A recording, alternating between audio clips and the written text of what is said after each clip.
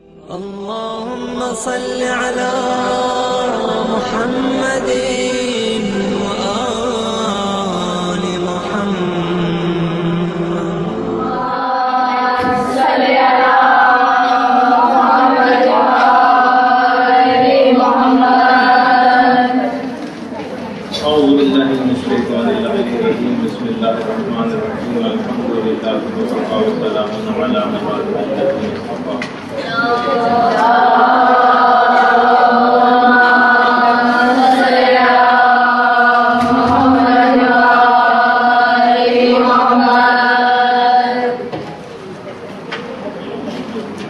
آج کیونکہ بالکل ایک ابتدائی گفتگو آپ سے کرنا ہے، اور ایسا بھی نہیں کہ کوئی وقت کو ضائع کیا جائے گا، بلکہ کچھ ایسی باتیں آپ لوگوں کی خدمت میں عرض کرنا ہے کہ جو علماء اور مجتہدین جن پر عمل کرتے آئے ہیں، اور ایک ہر دینی طالب علم کو علل خصوص ان ہدایات کے اوپر عمل کرنا چاہیے جو علماء کرام کی سیرت میں بھی ہم کو ملتا ہے، اور جو تعلیمات محمد و آل محمد علیہ السلام.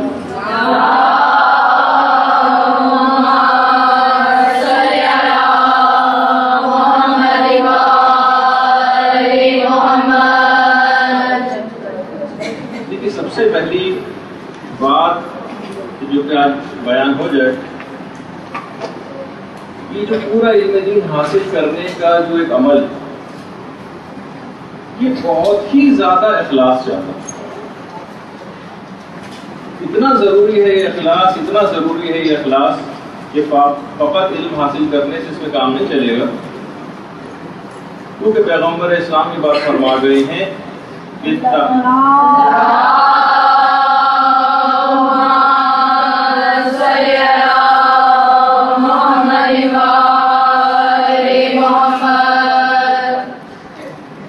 علماء بھی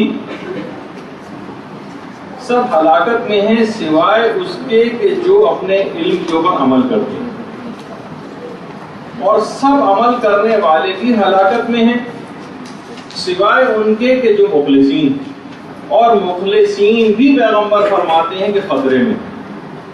سارے علماء ہلاکت میں ہیں سوائے عمل کرنے والوں کے، یعنی فقط علم سے کام نہیں چلے گا، عمل بھی کرنا پڑے گا.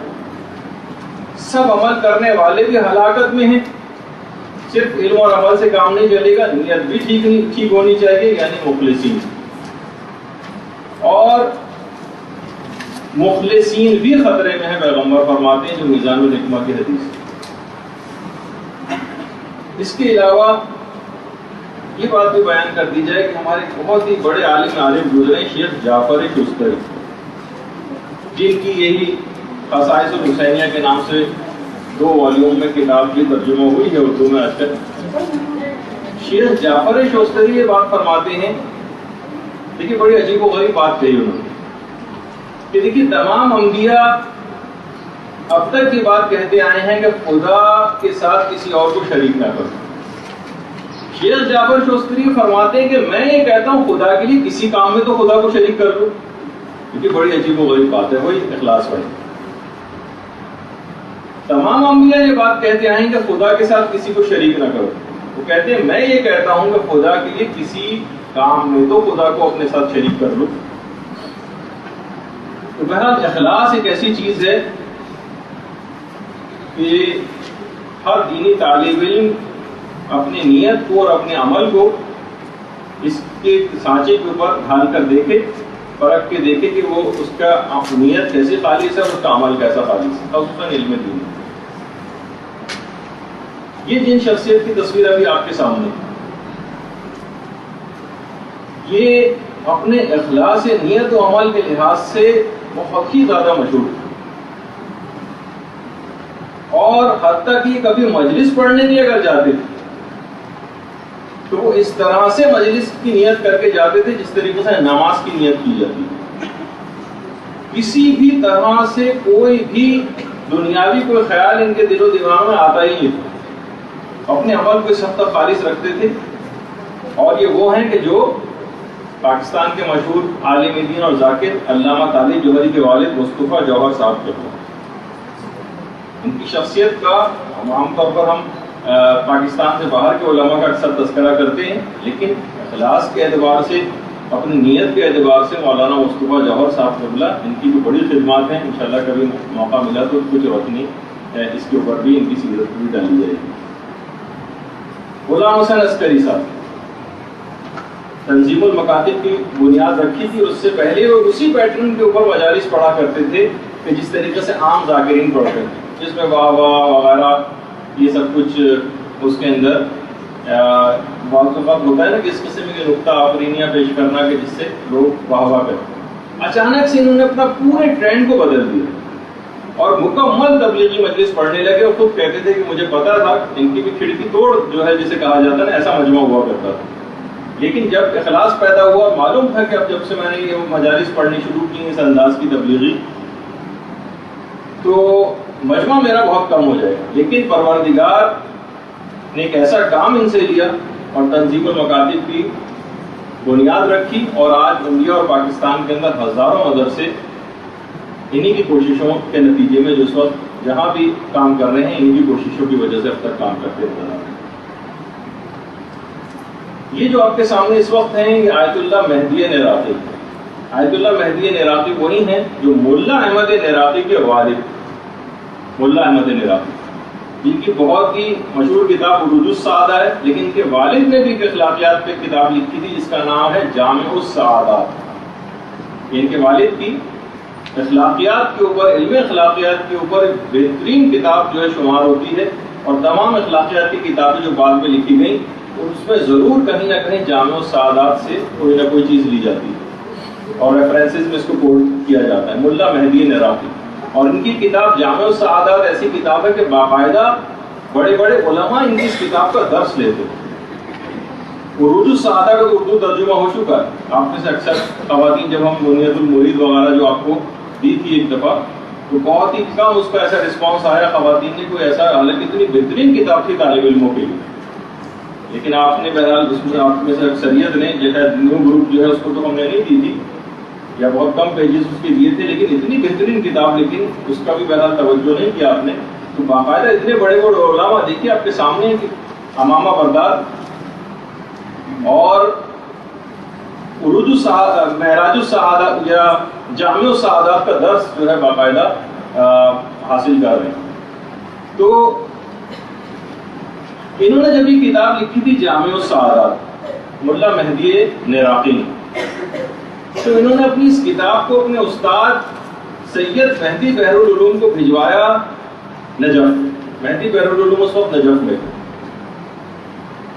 مہدی بحرالعلوم کے پاس کتاب گئی، ذرا ظاہر ہے کہ کوئی انسان کوئی کتاب لکھتا ہے اپنے استاد کے پاس بھجواتا ہے، کسی رسپانس کا انتظار کرتا ہے، کوئی رسپانس ہی نہیں آیا وہاں سے۔ پھر یہ خود نجف گئے ایک دفعہ زیارات کے سفر میں، ملا یہ مہدی نراقی سید مہدی بحرالعلوم سے ملنے کے لیے جب نجف گئے تو ملاقات میں بالکل بے رخی کا اظہار کیا مہدی بحرالعلوم نے، بس سلام کا جواب دیا اور یہ جا کے حاضرین کے ساتھ بیٹھ گئے، کوئی خاص التفات نہیں کیا، نہ کتاب کے موضوع پر کوئی بات کی۔ یہ اگلی دفعہ پھر گئے، پھر بھی کوئی التفات نہیں کیا، کوئی توجہ نہیں دی، یہ کونے میں جا کر بیٹھے رہے، بعد میں اٹھ کر آ گئے۔ تیسری دفعہ گئے، جب چوتھی دفعہ گئے تو اس کے بعد سید مہدی بحرالعلوم نے کھڑے ہو کر استقبال کیا اور غیر معمولی استقبال کیا، اور کہا کہ آپ کی کتاب انتہائی نفیس اور انتہائی اعلیٰ ہے، بس میں یہ دیکھنا چاہتا تھا کہ آپ اپنی کتاب جو آپ نے لکھی ہے اس کے مندرجات پہ آپ خود کتنے عمل پیرا ہیں۔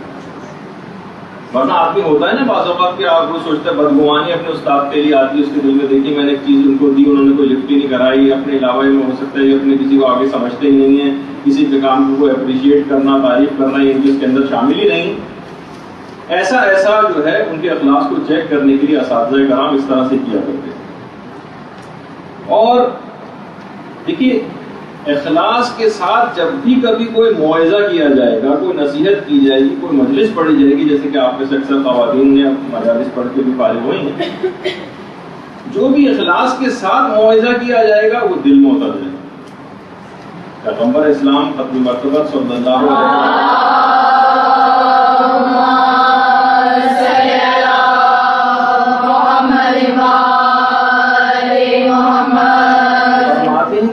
موعظہ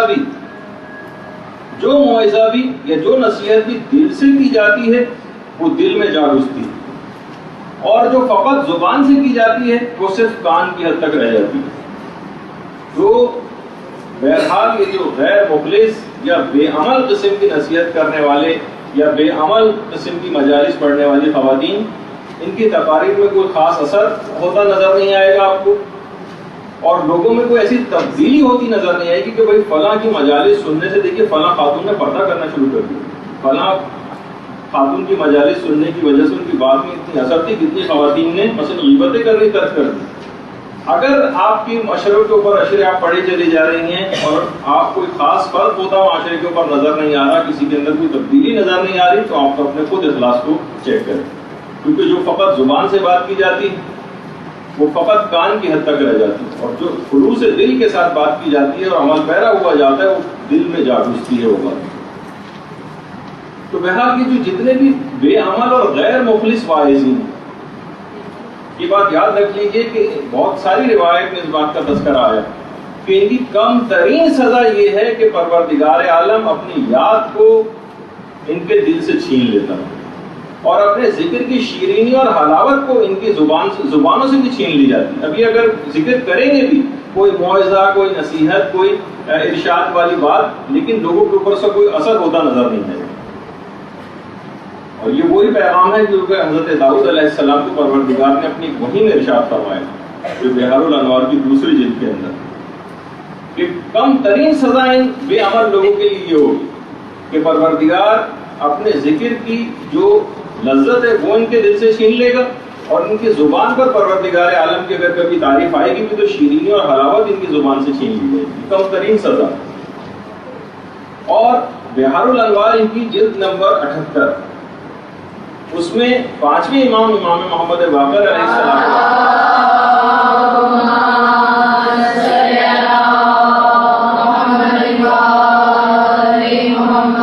فرماتے ہیں کہ من عمل بما علم علمہ اللہ ما لم یعلم، اگر کوئی اپنے علم کے اوپر عمل کرتا ہے تو پروردگار اسے وہ علم عطا کرتا ہے جو اس سے پہلے جانتا بھی نہیں،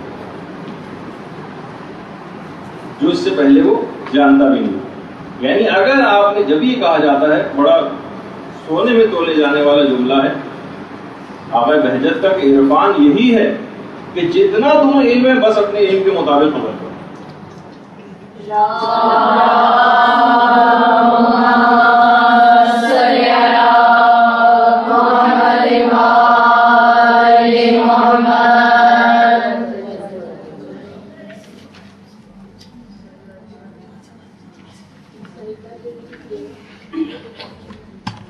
عرفان یہ ہے کہ جتنا بھی تم کو علم حاصل ہے اپنے علم کے مطابق عمل کرو۔ تو بہرحال اگر کوئی اپنے علم کے مطابق عمل کرتا ہے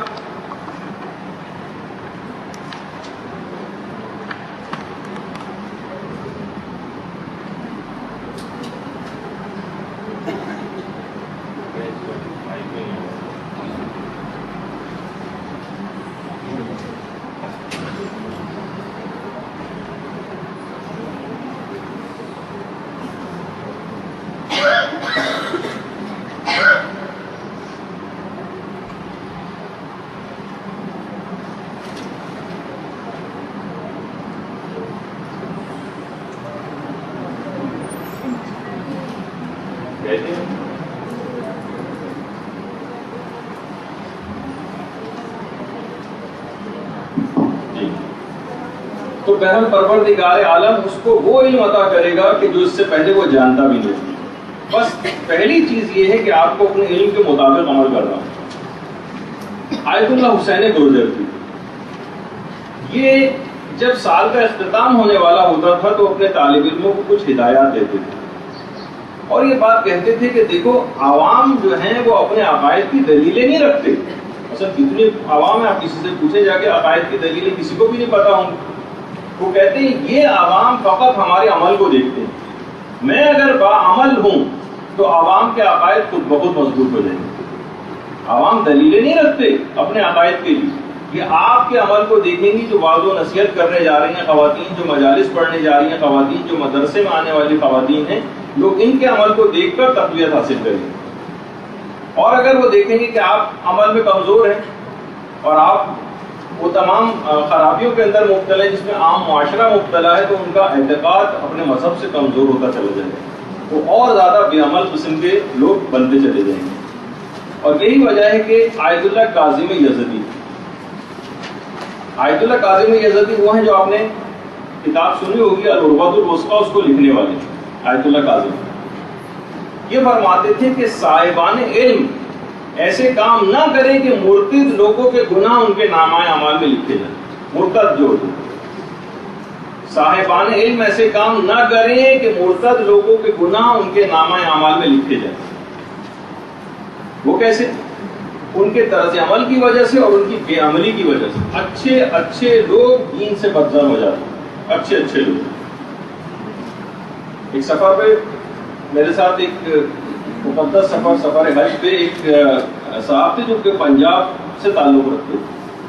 انہوں نے بتایا کہ کراچی سے ایک بہت ہی مشہور ذاکر ہمارے پاس یہاں پر آئے ہیں، اور وہ کتنے ہی دن پورا عشرہ وہاں پر پڑھ کے گئے، ان کے گھر ٹھہر کے گئے ہیں۔ کہہ رہے ہیں ان پورے 10 دنوں میں انہوں نے ایک نماز بھی نہیں پڑھی، اور جبکہ وہ سوائے قرآن و حدیث کے کوئی بات ہی نہیں کرتے تھے، اور بڑی اچھی اچھی مجلسیں بھی وہاں پر وعظ و نصیحت کی بھی کر کے گئے، اور پورے 10 دنوں میں ایک نماز بھی انہوں نے نہیں پڑھی۔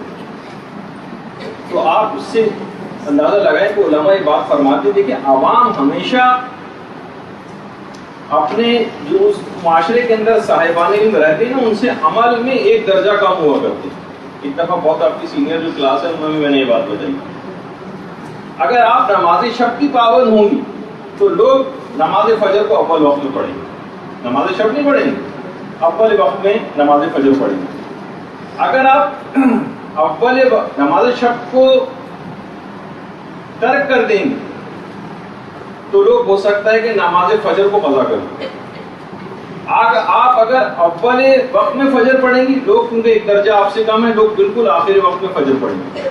اگر آپ آخر وقت میں فجر پڑھیں گی تو عوام ایک درجہ آپ سے کم ہے، وہ نماز فجر کو قضا کریں گے۔ اگر آپ نماز فجر کو اکثر قضا کریں گے، لوگ تارک الصلاۃ ہو جائیں گے، 5 وقت کی نماز نہیں پڑھیں گے۔ یہ بات یاد رکھ لیجیے کہ جتنا آپ اپنے عمل کے اندر بہتری لاتی جائیں گی، اتنا عوام کے اندر تبدیلی نظر آئے گی۔ جو ملتا ہے بے عمل قسم کے جو واعظین، ایک دفعہ کسی جگہ زلزلہ آیا، ابھی آپ نے دیکھا کہ کچھ عرصے پہلے ہائٹی میں جو زلزلہ آیا، وہ تو خیر امریکیوں نے خود وہ زلزلہ لے کر آئے تھے، اور باقاعدہ شاک ویوز کس طرح سے انہوں نے وہاں پر ڈیولپ کی تھی۔ بہت سے لوگ تو زلزلے خدائی طرف سے نہیں بلکہ وہ فالٹ لائنز میں خود جو ہے شاک ویوز داخل کرتے ہیں، اس کو باقاعدہ ڈائریکشن بھی دیتے ہیں کس جگہ، اور کہا جاتا ہے کہ کافی سالوں پہلے جو ایران کے اندر زلزلہ آیا تھا، یہ بھی امریکہ نے ہی پیدا کیا، اور ابھی 2 لاکھ تو ہائٹی کے اندر ہی جو ہے وہ ہلاک ہوئے ہیں لوگ، اور اس کے بعد کل والا جو زلزلہ آیا اس کے متعلق ابھی تک پتہ نہیں چل سکا کہ کیا ہے۔ تو بہرحال ایک صاحب تھے، کسی جگہ زلزلہ آیا اور بہت زیادہ افلاس اور دھوپ اور سب چیزیں وہاں پر پھیل گئی۔ انہوں نے جا کے مسجد کے اندر بہت زبردست قسم کی تقریر کی اور کہا کہ یہ ثواب ہے، یہ ثواب ہے، یہ ثواب ہے لوگوں کی مدد کرنے کا۔ ان کی بیوی بھی اس مجمع کے اندر بیٹھی ہوئی تھی، خواتین کے سیکشن، گھر آئی اور اس نے زیادہ تر چیزیں جو ہیں گھر کی صدقہ کر دی۔ یہ صاحب جب گھر آئے پوچھا لاؤ کھانا لاؤ، اس نے کہا وہ تو سارا میں نے، آپ نے خود ہی تو تقریر میں فرمایا تھا، وہ تو سارا میں نے صدقہ کر دیا۔ کہہ رہے بدبخت، وہ تو دوسرے لوگوں کے لیے میں نے نصیحت بیان کی تھی، تم اپنے گھر کے لیے تھوڑی کی تھی۔ تو بعض اوقات یہ صورتحال ہو جاتی ہے، دیکھیے کہ آپ کو خود پہلے عمل پیرا ہونا پڑے گا ان تمام چیزوں کے اوپر، پھر اس کے بعد بات جو ہے وہ آگے بڑھے گی۔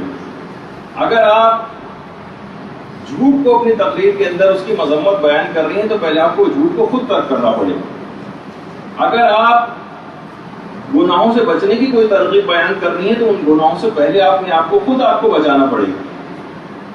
غیبت سے بچنے کی کوئی آپ بتا رہی ہیں کوئی ترکیب، تو پہلے آپ کو خود اس کے اوپر عامل ہونا پڑے گا، پھر کہیں جا کے اس کے اندر کوئی بہتری آپ کو جو ہے وہ نظر آئی۔ اور دیکھیے مثلا غیبت عام طور پر دیندار خواتین بھی بہت زیادہ اس مرض کے اندر گرفتار ہوتی ہیں. آیت اللہ عراقی کے متعلق یہ بات ملتی ہے. امام خمینی کے بعد انتقال کے بعد زیادہ تر لوگ آیت اللہ عراقی کی تقلید میں گئے تھے. آیت اللہ عراقی کسی بھی محفل کے اندر شریک ہی نہیں ہوتے تھے, جاتے ہی نہیں تھے کسی بھی محفل. وہ کہتے تھے آج کل کوئی محفل ایسی نہیں ہے جہاں غیبت کرنی نہ پڑ جائے یا سننی نہ پڑ جائے. انہوں نے ترقی کر دیا تھا جانا. اس کے علاوہ آیت اللہ بہجت کے متعلق بھی یہ چیز ملتی. وہ بھی زیادہ محافل کے اندر جایا نہیں کرتے تھے, سوائے کہ عین موقع پر آ کر پہنچتے تھے, کوئی بھی مجلس وغیرہ سنی اور اس کے بعد وہاں سے اٹھ کر چلے گئے. لیکن عام کسی زیادہ لوگوں سے میل جول کس طرح سے نہیں رکھتے تھے اور کسی محفل میں بھی نہیں جایا کرتے تھے. وہ کہتے تھے کہ مجھے ڈر ہے کہ کہیں مجھ کو غیبت سننا نہ پڑ جائے. تو بہرحال اور چیز بھی ایک ایسی, اس کے اندر لطف اتنا زیادہ ہے کہ خود آیت اللہ بہجت فرماتے تھے عذرائے مذاق کہ اگر مجھے کسی ایک گناہ کو کرنے کا اختیار مل جائے تمام گناہوں میں سے تو میں غیبت کا انتخاب کروں. بڑا مزہ آتا ہے اس کے اندر غیبت کرنے میں. تو بہرحال چاہے آدمی دیندار ہو کچھ ہو, علماء کہتے ہیں واحد وہ جگہ کہ جہاں پہ ہمیں اجازت ملتی ہے, جیسے آپ کو پہلے جب غیبت کی کلاس ہوتی اس میں بتایا تھا کہ علم الرجال کے اندر خوب غیبتیں کر کے اپنے دل کے ارمان جو ہے پورے کرتے ہیں. تو بہرحال اور آیت اللہ حجت یہ فرماتے ہیں کہ خاص طور پر علماء کی غیبت کرنا, مراجع کی غیبت کرنا, نائبین امام کی اس طرح سے غیبت کرنا یہ دراصل خود امام زمانہ کی غیبت کرنے کے برابر ہے. اور یہ عمل خدا کی ناراضگی کا سبب بنے گا اور ایک ایسا عذاب نازل ہوگا ان لوگوں کے اوپر کہ آپ پھر ان کی زندگیوں میں اس چیز کا جو ہے وہ مشاہدہ کر سکیں. آقا حجت الاسلام تقی بہلول, شاید آپ نے ان کا نام سنا ہو. آقا تقی بہلول مجتہد تھے اور اکثر جو ہے وہ پاکستان بھی آ جایا کرتے اکثر. تقریباً 32 سال یہ مختلف ممالک میں جیلوں کے اندر قید رہے ہیں اور ظالموں کو حکمرانوں کے خلاف آواز بلند کرتے رہے. حافظہ ان کا اس قدر قوی تھا, اس قدر قوی تھا وہ خود فرماتے تھے اس وقت پوری دنیا میں میرے مقابلے کا حافظہ کسی کے پاس بھی نہیں. اور 2 لاکھ تو فقط قرآن و حدیث تو چھوڑی, وہ تو زبانی یاد ہی تھی. 2 لاکھ تو فقط اشعار یاد تھے, 2 لاکھ. اور ان 2 لاکھ اشعار میں سے تقریباً 30,000 اشعار تو فقط اور فقط شہزادی کونین سلام اللہ علیہ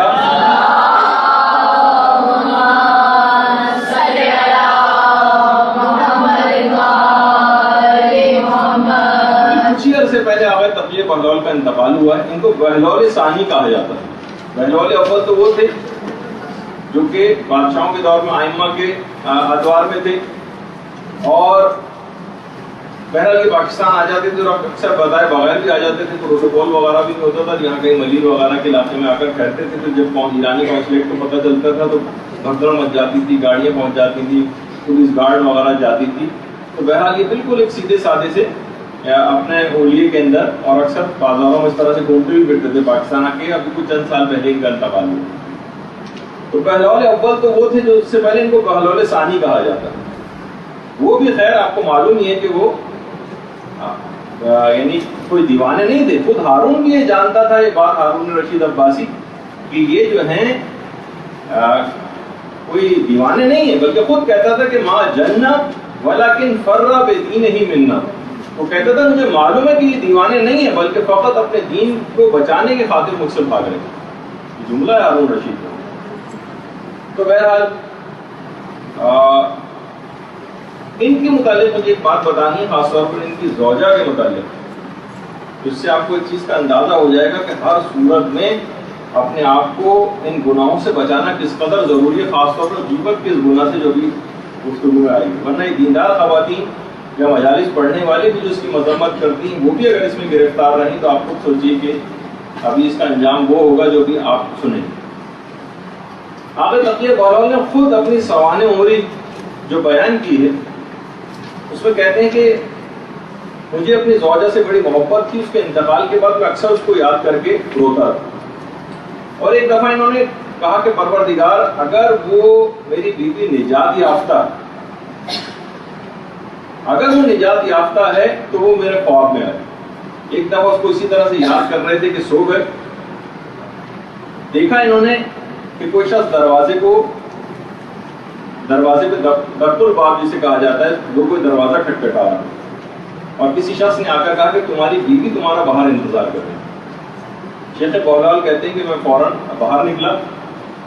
بہلول تو ان کو لوگ کہنے لگے تھے، ان کی ظالم حکمرانوں کے خلاف جدوجہد دیکھ کے، ویسے ان کا نام تھا تقی، کہ آپ کی بیوی آپ کا انتظار کر رہی ہے۔ کہہ رہے میں فوراً گھر سے باہر نکلا تو دیکھا دروازے پر میری مرحومہ جو بیوی ہے وہ بہترین کپڑے اور سبز رنگ کی چادر پہن کے کھڑی ہوئی۔ یہ حیران رہ گئے، ارے تمہارا تو انتقال ہو چکا تھا، میں تو خود تمہیں دفن کر کے آیا ہوں۔ اس نے کہا ہاں آپ نے تو مجھ کو بلایا ہے اور مجھے تھوڑی دیر کے لیے فقط اجازت کی ہے تو میں آپ کے پاس آئی ہوں، مجھے بھی آپ سے ایک کام ہے۔ اب یہ بہلول کہنے لگے میں نے اس سے پوچھا کہ کیا کام ہے اور تو آئی کس طرح سے یہاں پر؟ اس نے کہا اس چھوٹے سفید طیارے میں جو پیچھے کھڑا ہوا۔ کہہ رہے ہیں پیچھے جب اس کو دیکھا تو میں دیکھ کر حیران رہ گیا، اتنا خوبصورت اور بہترین سواری۔ لیکن وہ جنت میں ملتا بھی ہے نا، کہ جنت میں کس طرح سے لوگ اڑتے پھریں گے اور ایک فلائنگ کارپیٹ اور اس کا جو ایک آپ کے دماغ میں تصور آتا ہے، بہرحال جنت کی ایک سواری۔ کہہ رہے میں دیکھ کر اسے حیران رہ گیا۔ کہنے لگی کہ یہ تو آپ اسے دیکھ کر حیران ہو رہے ہیں، جنتیوں کے پاس ایسی ایسی سواریاں ہیں کہ میں اپنی سواری اور ان کی سواری جب دیکھتی ہوں تو اپنی سواری پر شرمندگی محسوس کرتی ہوں۔ اور کہہ رہے ہیں کہ ایسے ایسے جہاز ہیں وہاں پر کہ جو نہ آنکھوں نے کبھی دیکھے اور نہ سنے، اور ہر آن ان سواریوں کا ایک الگ جلوہ ہوتا ہے جنت میں۔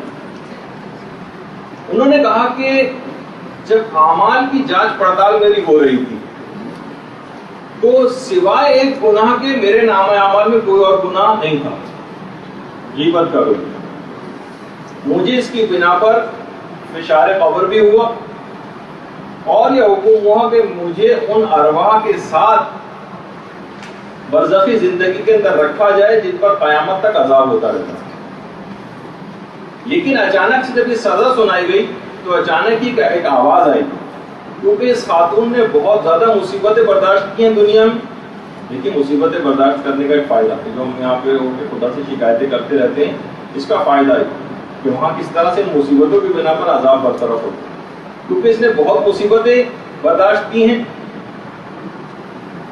تو اور سوائے غیبت کے اس کا کوئی اور گناہ بھی نہیں، تو اس کو ان ارواح کے ساتھ نہ رکھا جائے اور اسے قیامت تک کی مہلت دی جائے کہ جن لوگوں کی اس نے غیبتیں کی ہیں ان سے جا کر کے معافی مانگے۔ قیامت تک کا اس کے پاس ٹائم ہے، اگر ان لوگوں کو راضی کر لے گی تو ٹھیک ہے، ورنہ قیامت میں ایک بڑے مقدمے کے اندر اس عورت کو پھنسنا ہوگا۔ ایک آواز آئی اس کو، وہ خود بتا رہی۔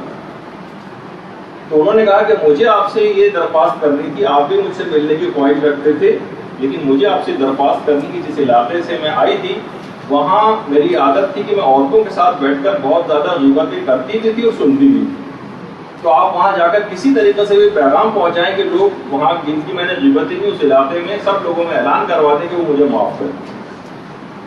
اور اس کے بعد اس نے کہا کہ اب مجھے واپس جانا۔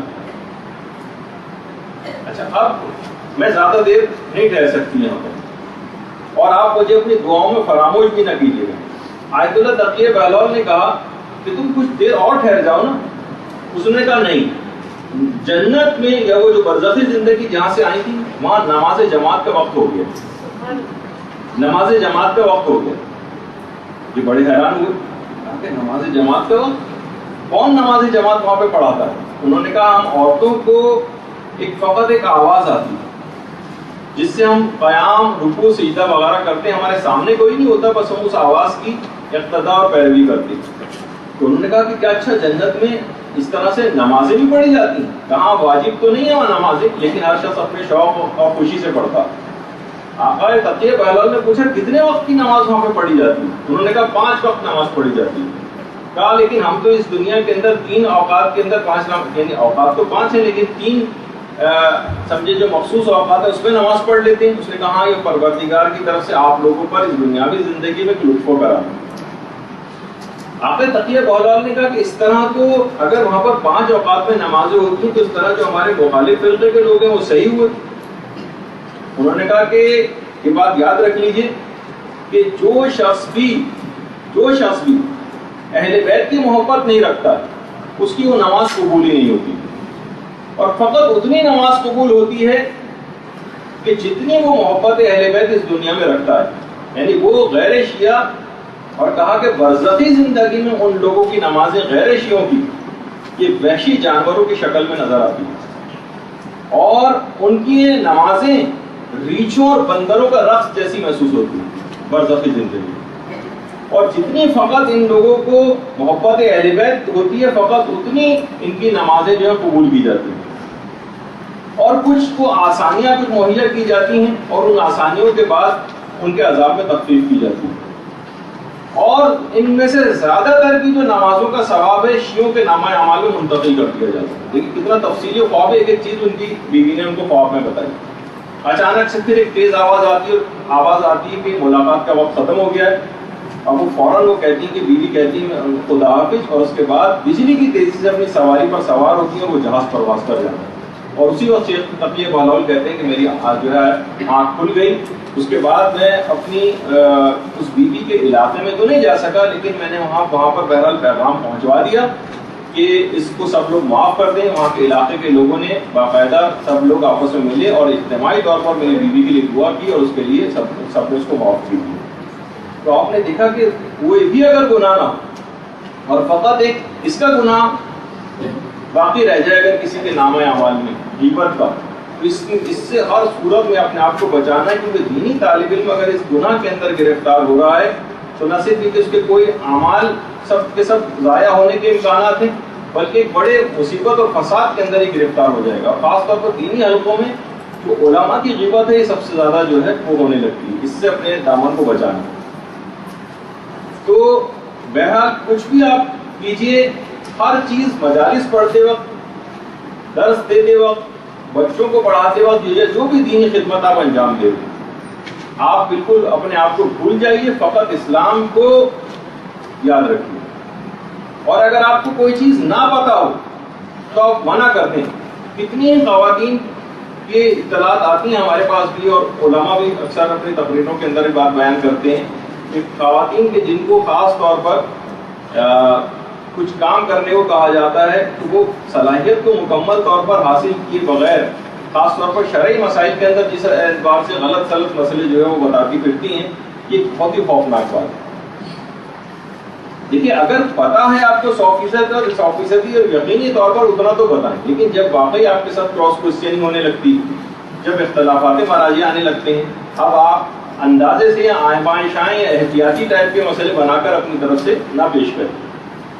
نہ اگر پتا ہو تو ضرور بتائیے، کیونکہ بہرحال یہ بھی ہے کہ جس کو پتا ہو اور وہ پھر بھی نہ بتائے، جس کو کاتب العلم کہا جاتا ہے، تو تمام اشیاء اس کے اوپر لعنت کرتی ہیں، حتیٰ کہ پیغمبر فرماتے ہیں دریا کی مچھلیاں اور ہوا میں اڑنے والے، فضا میں اڑنے والے پرندے تک اس کے اوپر لعنت کرتے ہیں جو اپنے علم کو چھپاتا ہے۔ اور یہ بھی کہا جاتا ہے کہ علم کی جو زکوٰۃ ہے اصل میں اس کو نشر کرنا، اور زکوٰۃ العلم بذلہ لمستحقہ، جو امیر المومنین علی بن ابی طالب علیہ السلام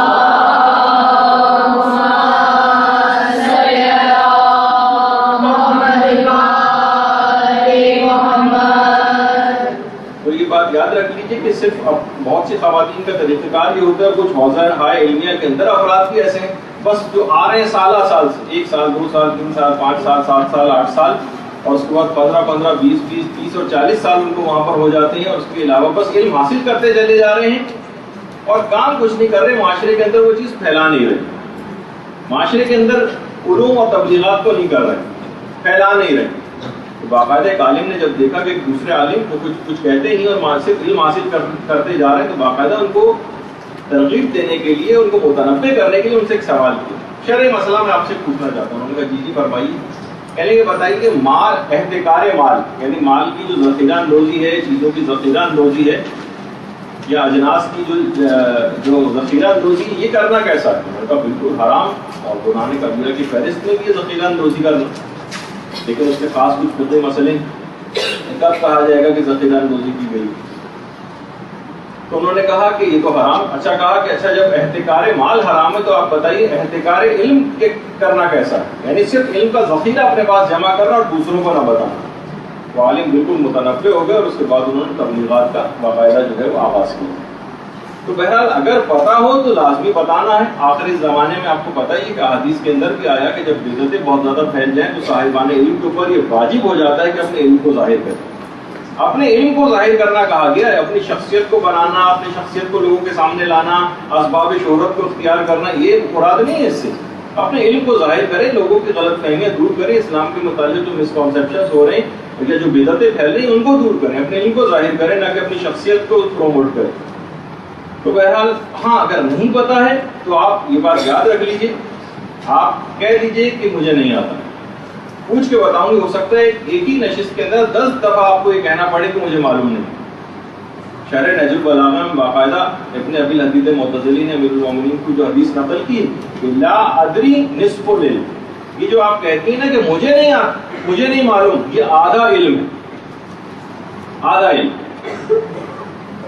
امام خمینی مرج وقت اور کتنی علم کے اعتبار سے کیسی پہاڑ شخصیت. امام خمینی سے ایک دفعہ کسی شخص نے ایک سوال پوچھا. اول تو امام خمینی زبانی سوال و جواب کو پسند نہیں فرماتے کیونکہ بعض اوقات چیزیں دماغ میں نہیں ہوتی، دیکھنا بھی پڑ جاتی ہیں، تو بہت احتیاط کرتے. کہتے تھے نہیں، لکھ کر پوچھو. انہوں نے کہا کہ اتنا چھوٹا سا صرف ایک مسئلہ پوچھنا ہے، زبانی بتاتے. کہا نہیں، لکھ کے پوچھو. کتنا ہی وہ شخص اصرار کرتا رہا، امام خمینی اس سے زیادہ اصرار اس بات پہ کرتے رہے کہ لکھ کر معلوم کرو، تحریراً جواب دو. تو بہرحال امام خمینی سے ایک دفعہ کسی نے پوچھا کہ میراث میں جو عورت کو چیز ملتی ہے اس میں زمین میں کوئی حصہ نہیں، صرف اوپر کی جو کنسٹرکشن ہوتی ہے صرف اس میں حصہ ہوتا ہے. تو آپ یہ بتائیے کہ بہت سارے اپارٹمنٹ ایسے ہیں جو مثلا 10th فلور پہ جب نہ تو ہمارے پاس زمین ہے اور نہ ہی ایک لحاظ سے دیکھا جائے تو یعنی زمین تو اس میں کوئی ہوتی نہیں، تو کیا اس میں پورے اپارٹمنٹ میں حصہ عورت کو ملے گا؟ کیونکہ زمین تو نہیں ہے اس کے پاس، یہ تو سمجھے ایک لحاظ سے ہوا میں معلق ہے. امام خمینی نے سیدھے طریقے سے جواب دیا مجھے نہیں معلوم، مجھے نہیں پتا. دیکھیے اتنا بڑا آپ کے عالم یہ بات کہنے میں نہیں شرما. اس کے علاوہ آیت اللہ احمد خنساری، پتہ نہیں آپ لوگ کتنا یاد رکھ رہی ہیں نہیں یاد رکھ رہی ہیں. کب کیا واقعہ بیان کیا تھا ان کا میں نے آپ سے؟ جی آپریشن والا کہ انہوں نے بغیر اس کے بغیر اینستھیزیا کے اپنا آپریشن کروا. آیت اللہ احمد خنساری سے ایک دفعہ کسی نے سوال پوچھا کہ آپ بتائیے کہ یہ جو حاجی حضرات ہوتے ہیں ان کے لیے زیر سایہ جانا حرام ہوتا ہے، زیر سایہ جانا حالت احرام میں. اب آپ بتائیے کہ جو بہت سارے پل بنے ہوئے ہوتے ہیں وہاں پر، جیسے یہ آپ کے سامنے مکے کا پل، یہ تقریباً اسی جگہ پر یہ پل ہے جو اس وقت تصویر میں کہ جہاں پر ایرانی حاجیوں کا قتل عام ہوا. تو آپ یہ بتائیے کہ اب پلوں کے نیچے سے اگر جو شخص گزرے گا، مردوں کے لیے مسئلہ، عورتوں کے لیے تو مسئلہ نہیں زیر سایہ جانے کا، پلوں کے نیچے سے جو حاجی حضرات گزرتے ہیں تو کیا یہ بھی زیر سایہ جانا شمار ہوگا؟ آیت اللہ احمد خنساری نے فرمایا مجھے نہیں معلوم، سادے طریقے سے. اور پھر امیر المومنین کا وہ جملہ بھی کوٹ کیا کہ لا ادری نصف العلم. دیکھیے بہت سارے جب بھی میں نے ایک دفعہ آپ کی خدمت میں لطیفے کے طور پر بھی کہ ایک عالم کے بیٹے یہ کہا کرتے تھے کہ میں ایک مکمل عالم دین، معذرائے مذہب، مکمل عالم دین. کیسے؟ وہ کہتے تھے اصل میں حدیث میں بھی یہ بات آئی ہے کہ ولد العالم نصف العالم، عالم کا بیٹا آدھا عالم ہوتا ہے. تو آدھا عالم میں یہاں سے ہو گیا. پھر ہر سوال کے جواب میں کہتا ہوں لا ادری، مجھے نہیں پتا. تو یہ پورا مکمل علم میرے پاس آ گیا. جیسے بہت سے لوگ کہتے ہیں کہ بس شادی کر لیجیے، نصف دین تو ویسی شادی سے محفوظ ہو جاتا ہے، باقی صفائی ستھرائی کا خیال رکھ لیجیے تو اس سے بھی وہ بھی صفائی بھی نصف ایمان ہے. تو پورا مکمل ایمان انسان کے پاس حاصل ہو جاتا ہے. تو بہرحال اسی طریقے سے تو اب یہ سب باتیں کیوں ہو رہی ہیں؟ وہ دیکھیے وہ اس وجہ سے کہ ان تمام چیزوں کا آپ کو حساب دینا پڑے گا. یہ جو ہم زبان سے کوئی بھی جملے اس طرح سے نکالتے ہیں اس کا باقاعدہ ایک حساب دینا پڑتا. آیت اللہ بہجت ایک دفعہ قومی کے حوضے علم کے ایک استاد تھے، وہ یہ فرماتے ہیں، جن کا نام ہادی تھا، وہ یہ فرماتے ہیں ایک دفعہ میں آیت اللہ بہجت کے پاس ایک سوال پوچھنے کے لیے گیا. جب وہاں گیا تو میں نے دیکھا کہ وہاں بہت بڑا مجمع لگا ہوا ہے، پہلے سے ان کے پاس لوگ سوال و جواب کر رہے ہیں. میرے نوبت ہی نہیں آ رہی بات کرنے کی کہ میں کب سوال ان سے پوچھوں. میں بڑا جھنجھلایا ہوا کہ لوگ موقع ہی نہیں دے رہے سوال پوچھنے کا. اچانک سے تھوڑی ہی دیر بعد آیت اللہ بہجت ان کی طرف مڑے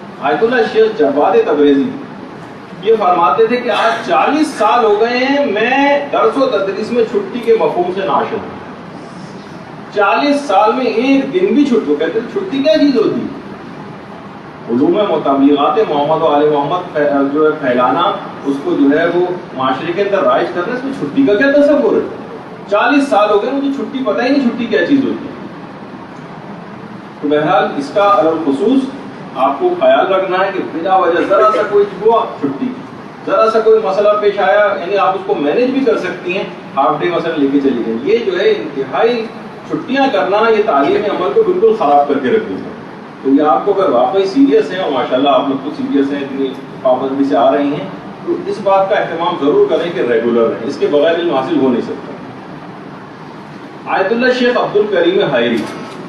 آیت اللہ شیخ عبد الکریم حائری وہ عالم دین ہے کہ جنہوں نے باقاعدہ قوم کا حوضہ علمیہ قائم کیا.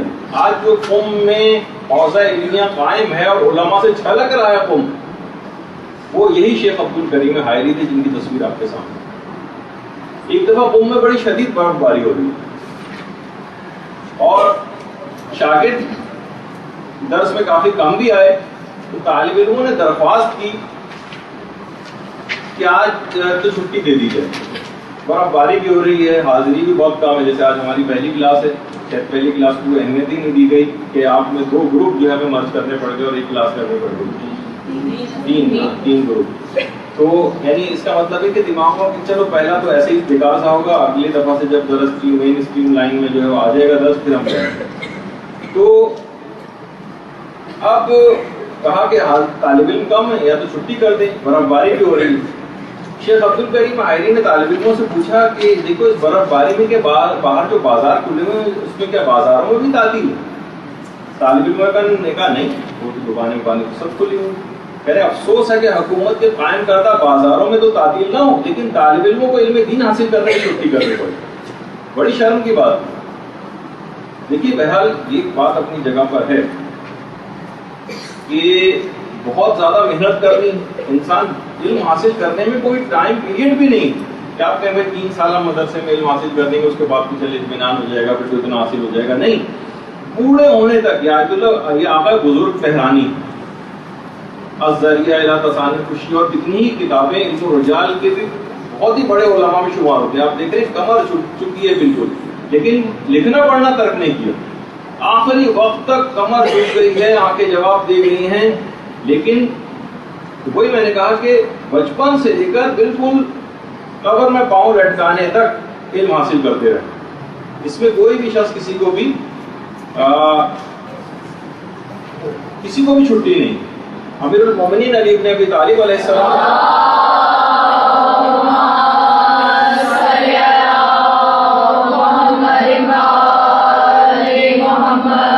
نہیں یحرز العلم الا من یطیل درسہ.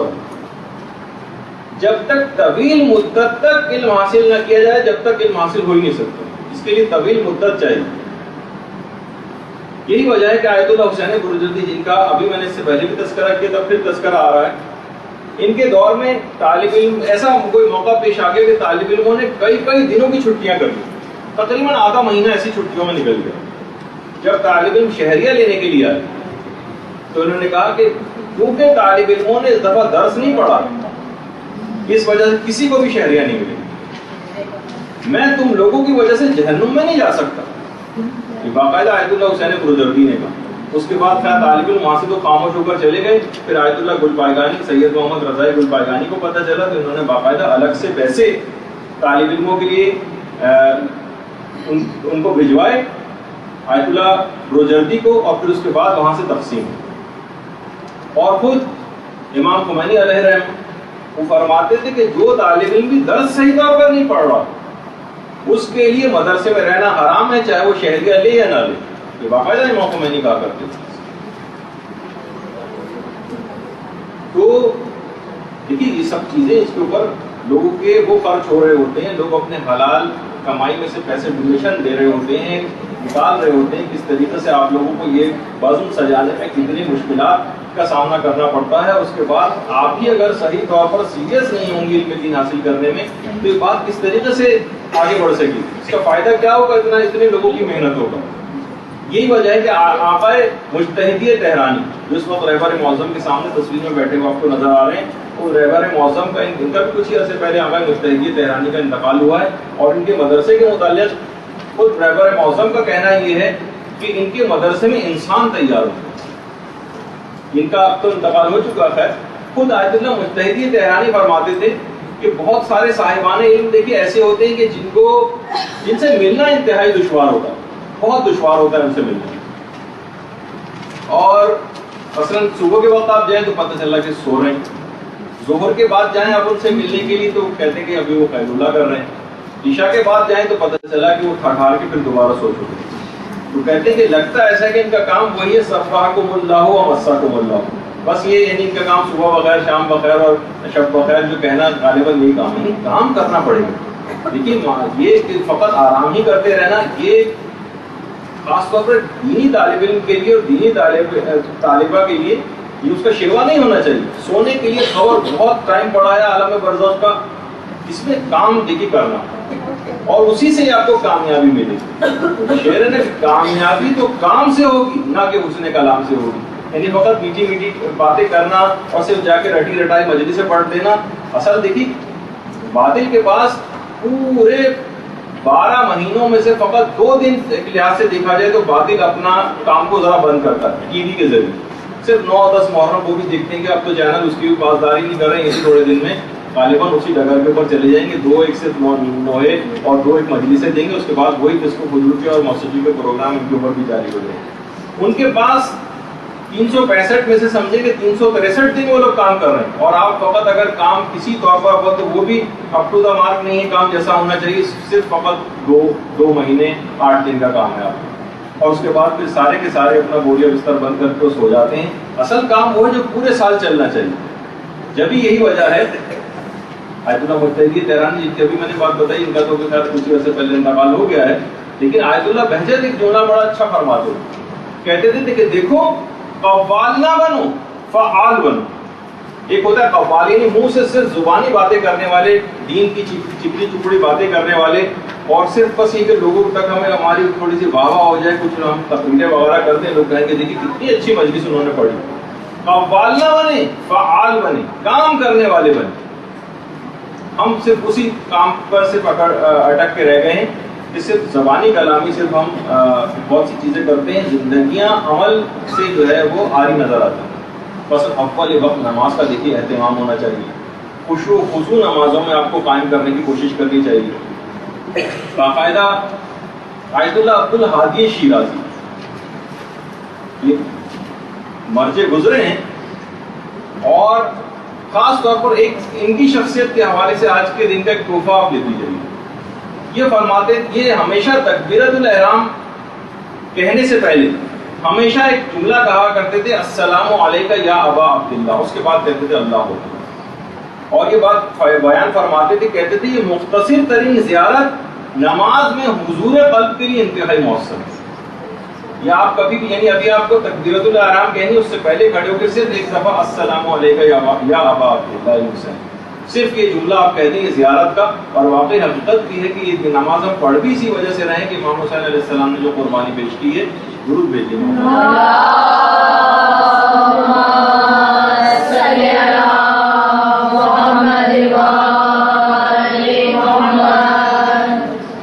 تو یہ جو ہے حضور قلب کے لیے انتہائی مؤثر ہے. جتنا حضور قلب زیادہ پیدا ہوگا اتنی نماز کے اندر گہرائی پیدا ہوگی, اتنی نماز ہماری افیکٹو بنے گی, اتنی وہ نماز ہمیں گناہوں سے بچا سکے گی, اتنی وہ ہمارے اندر اخلاص عمل پیدا کر سکے گی.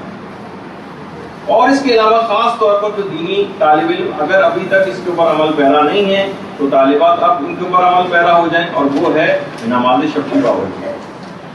نماز شب اگر کوئی شخص نہیں پڑھ رہا, میں نے آپ کو بتایا تھا نا کہ سید مہدی بہرالعلوم نے اسی وجہ سے درس دینا بند کر دیا تھا.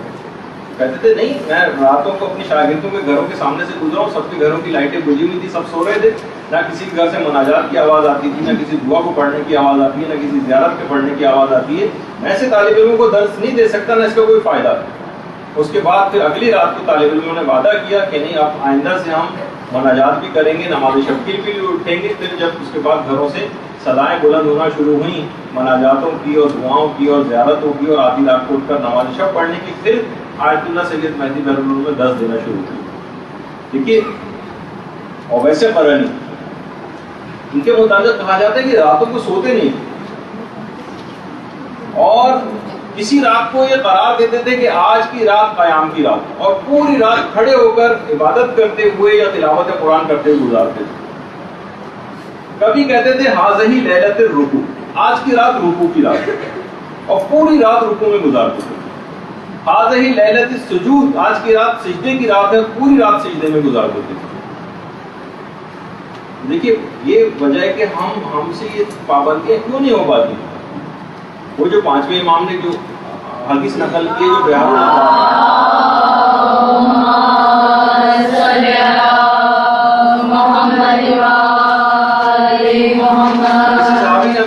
کی خدمت میں آ کے عرض کیا کہ مولا مجھ سے نماز شب سے میں محروم ہوں، پڑھ ہی نہیں پاتا ہوں. امام نے کہا وجہ اس کی ہے کہ گناہوں نے تجھ کو قید کر رکھا، گناہوں نے تجھ کو قید کر رکھا.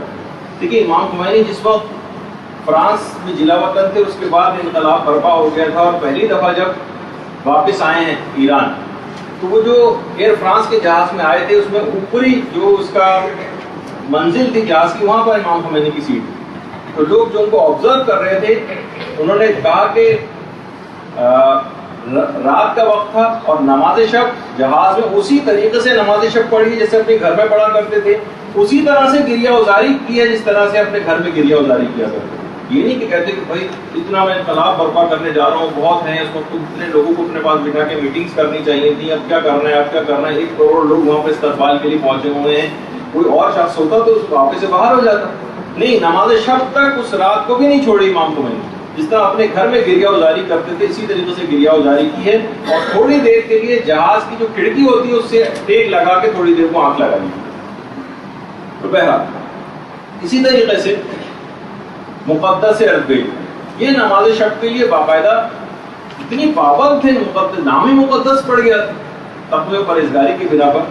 نماز شب کے لیے ایک رات کو بیدار ہوئے اور غسل کی حاجت تھی، تو کنویں میں ڈول انہوں نے پانی کا ڈالا، جو مشہور ہے نا کہ جو ڈول باہر نکالا تو سونے چاندی اور جواہرات سے بھرا ہوا ڈول نکلا. واپس ڈول کو اندر ڈال دیا اور کہا کہ پروردگار مجھے نماز شب کے لیے پانی چاہیے تھا، سونے چاندی اور زیورات نہیں درکار. تو ایسی چیزیں جو ہیں، دیکھیے ایسے علماء، ان کی سیرت ہمارے لیے مشعل راہ. اور ایک اور چیز جو خاص طور پر جس کے متعلق یہ بات کہی جاتی ہے کہ جس سے علم میں برکت آتی، وہ ہے اپنے استاد کا احترام کرنا.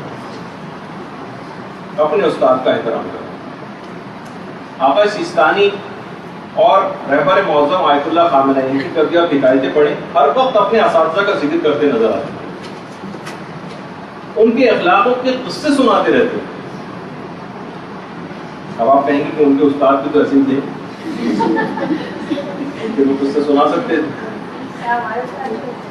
کہا جاتا ہے کسی نے کہ وہ طالب علم کے جو کہ میتھس کے ٹیچر آئے اور کہا کہ میں اپنے زمانے میں 100 میں 100 نمبر کیا کرتا تھا. تو شاگرد کہنے کا سر آپ کو اچھے کوئی استاد مل گئے ہوں گے، بعضوں کا یہ بھی ہوتا.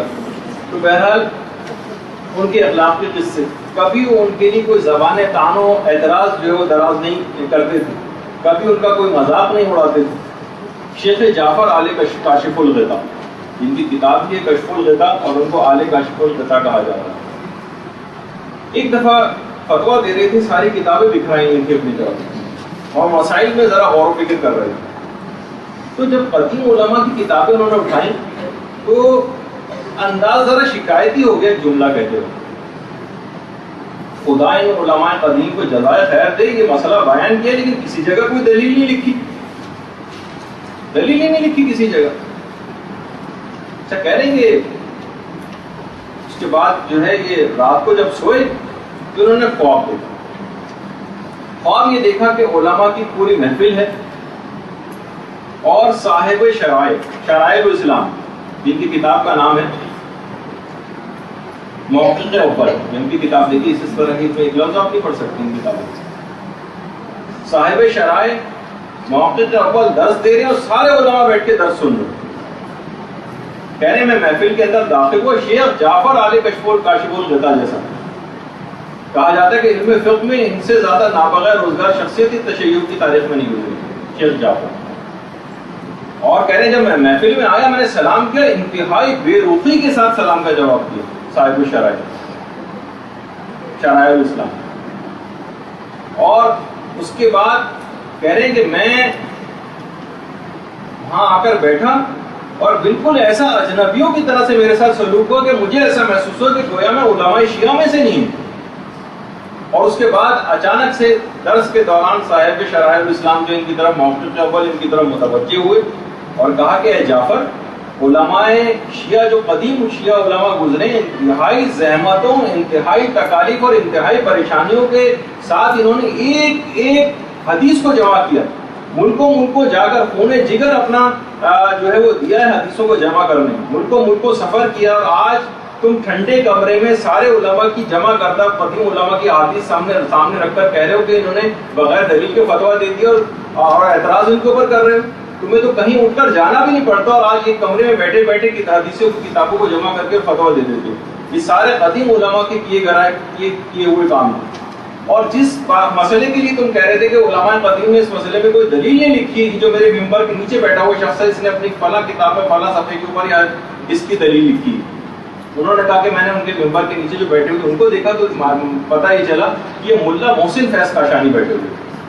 کہہ رہے اچانک سے میرے جسم کے اوپر لرزہ تاری ہوا اور اس کے بعد میری آنکھ کھل گئی. اس کے بعد زاروں قطار رونے لگے. لوگ اتنا زیادہ روئے کہ لوگ جمع ہو گئے کمرے میں اور انہوں نے اپنا خواب لوگوں کو سنایا کہ ہمیں بعض اوقات ہم علماء اور اپنے اساتید کے لیے اس طریقے سے اعتراض کرنے لگتے ہیں، کتنی مشکلوں سے، کتنی محنتوں سے، کتنی راتیں جاگ کر وہ اپنے ان دروس کو پریپیئر کرتے ہیں آپ کے سامنے آنے کے لیے. اور آپ کو مثلا کبھی آپ کہتے ہیں کہ مثلا ہمیں مزہ نہیں آ رہا ہے، فلاں کی گفتگو بہت خشک ہو رہی ہے. آپ کو علم حاصل کرنے کے حوالے سے دیکھیے کچھ چیزیں آئیں گی اس کے اندر. علم کے اندر ہر وقت کوئی جو ہے اس طرح کی لطیفے اور اس کے اندر مزے کے واقعات یہ تو ضروری نہیں. کبھی موقع لگتا ہے تو وہ بیان بھی کر دیتے، لیکن بعض اوقات ایسا بھی ہوتا ہے کہ کوئی اس طرح کی چیز نہیں آ پاتی.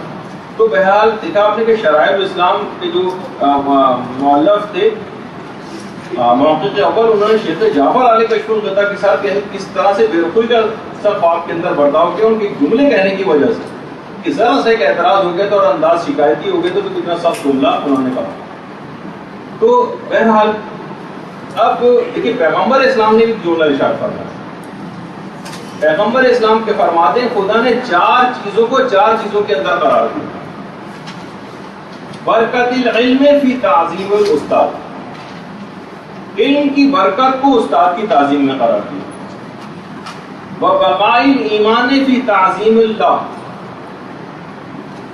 اور ایمان کی بقا کو خدا کی تعظیم میں قرار دیا. اور وَلَذَّةِ الْعِيشِ فِي بَرِّ الْوَالِدَيْنِ، بہترین خوش و خرم زندگی کو والدین کے ساتھ نیکی کرنے میں قرار دیا.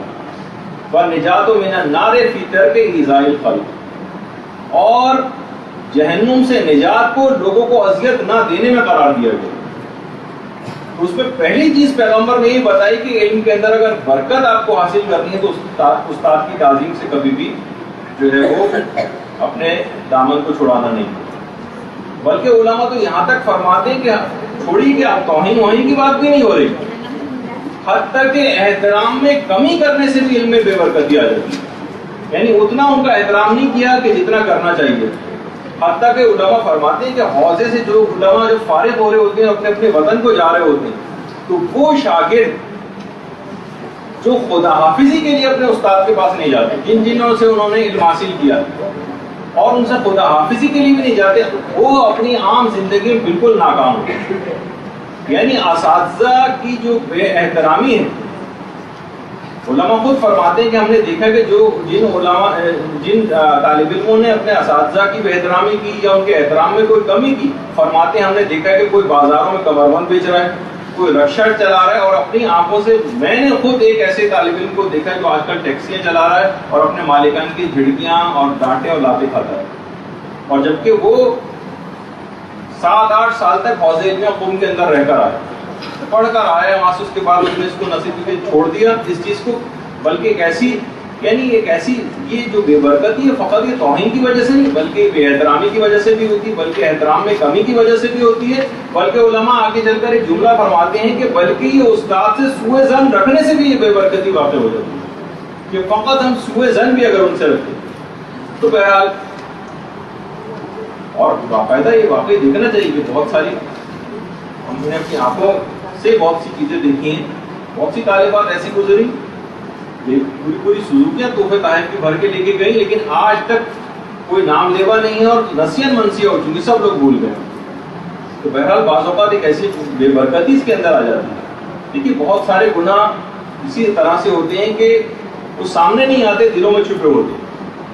جو امیر المومنین فرماتے تھے نا کہ لو تکاشفتم ما تدافنتم، اگر لوگ ایک دوسرے کے گناہوں سے واقف ہو جاتے ہیں نا تو وہ ایک دوسرے کو دفن کرنا چھوڑ دیتے۔ تو بہرحال استاد جو ہوتا ہے وہ اپنے شاگردوں کی پہچان رکھتا ہے۔ علماء اوضاع فرماتے ہیں کہ طالب علموں کو ہم قیافے سے پہچان لیتے ہیں، ان کے اسٹائل سے، ان کے بات چیت، ان کے تمیز تہذیب سے پتہ چل جاتا ہے کہ کتنے اس میں پانی۔ امیر المومنین کا یہ تو جبھی تو جملہ ہے کہ صلاح الظواہر عنوان صحت الضمائر، یعنی ظاہر کی درستگی سے ہی اصل میں باطن کی جو صحت ہے اس کا پتہ چلتا ہے، معلوم چل جاتا ہے کون کتنے پانی میں۔ شیخ عبد الکریم حائری فرماتے تھے کہ میں صرف چند منٹ کے اندر کسی بھی شخص کی پوری علمی قابلیت کا پتہ چلا سکتا ہوں۔ شیخ عبد الکریم حائری کے اندر ایک ایسی، خود کہتے تھے کہ مجھ میں اتنی صلاحیت ہے، جس طریقے سے باغبان کو پتا ہوتا ہے نا کون سا میرا پودا جو ہے وہ پھول دے گا اور کون سا نہیں دے گا، اسی طریقے سے استاد بھی قیافے سے اندازہ کر لیتا۔ حتیٰ کہ بہت سارے استاد تو یہ تک اپنے شاگردوں کو پہچان لیتے کہ آج اس شاگرد نے اپنی نماز شب قضا کی ہے یا اس نے اپنی نماز فجر قضا کی، تو بس قیافے سے پتہ چلا لیتے کہ کیا کر کے آئے۔ ممکن ہے کہ وہ کوئی بہت خوش شکل ہو لیکن وہ نورانی نہ ہو۔ علماء کہتے ہیں ہو سکتا ہے جیسے بلال آپ کے سامنے آ جائیں، بلال حبشی، حضرت فضہ آپ کے سامنے آ جائیں، جوان آپ کے سامنے آ جائیں، ہو سکتا ہے جو شکل میں آپ کو اچھے محسوس نہ ہو لیکن نورانیت سے وہ بھرپور ہوں۔ جب اسی وجہ سے کہا گیا جو معجزۃ البیضاء کے اندر جو حدیث بھی لکھی ہوئی ہے کہ انا سینہ بلال عند اللہ شین، بلال کی جو سین ہے وہ بھی خدا کے نزدیک شین تصور کی جاتی ہے۔ تو بہرحال نورانیت جو طالب علم کے اندر یہ بات یاد رکھ لیجیے جو آئے گی وہ تقوی کے ذریعے سے آئے گی اور نماز شب کے ذریعے سے آئے گی۔ تو بہرحال اور ایک اور چیز جس سے میں بار بار آپ کو تقریباً ہر اس کے اندر متنبہ بھی کرتا ہوں، اور واقعی علماء سے جو ان کی سیرت کا مطالعہ کریں جو چیز حاصل ہوتی ہے کہ علماء یعنی باقاعدہ جو امیر المومنین فرماتے تھے کہ آفت العلماء حب الریاست، یعنی ریاست کی شہرت پسندی یہ علماء کی آفت، علماء تو اس سے بھاگتے تھے۔ آپ نے سنا نا جب مرجعیت شیخ مرتضی انصاری کے پاس آئی، یعنی خود شیخ مرتضی انصاری مرجع سے پہلے جو مجتہد تھے ان کا انتقال ہو کر مرجعیت ان کے پاس آئی، تو انہوں نے لوگوں سے کہا کہ میرے ہمدست تھے سعید العلماء مازندرانی، یہ مجھ سے زیادہ بحث میں قوی، میں نہیں سمجھتا کہ میں مرجعیت کے زیادہ قابل ہوں جبکہ مجھ سے زیادہ قابل شخص موجود ہوں۔ دوسرے شہر میں رہتے تھے، علماء پورا وفد بنا کے جو ہے وہ سعید العلماء مازندرانی کے پاس پہنچے۔ انہوں نے کہا کہ جب شیخ نے صحیح فرمایا کہ جب میرے ساتھ طالب علم تھے تو اس وقت میں ان سے بحث میں زیادہ قوی تھا، لیکن شیخ نے اپنے درس کو جاری رکھا ہے، میرا درس معطل ہو گیا، اب میں محسوس کرتا ہوں اتنا قوی نہیں رہا اور شیخ زیادہ قوی ہو گئے، لہٰذا مرجعیت دوبارہ شیخ مرتضی انصاری کے پاس گیا۔ اس طرح سے اپنی اس شہرت پسندی سے یہ منصب اگر کوئی دنیاوی اعتبار سے دیکھیں تو کوئی بھی شخص بھولے نہیں سمائے گا کہ مرجعیت میرے پاس آ گئی، اب ہر چیز جو ہے وہ میرے پاس آ گئی، مال و دولت بھی مثلا میرے پاس آئے گا خوبص کی شکل میں، اور مثلا لوگوں کے دلوں پر بھی میری وہ حکمرانی ہو جائے گی۔ نہیں، ایک دوسرے کو ڈالتے ہیں ہمارے سب علماء کا طریقہ کار گیا۔ آقا حسین نائینی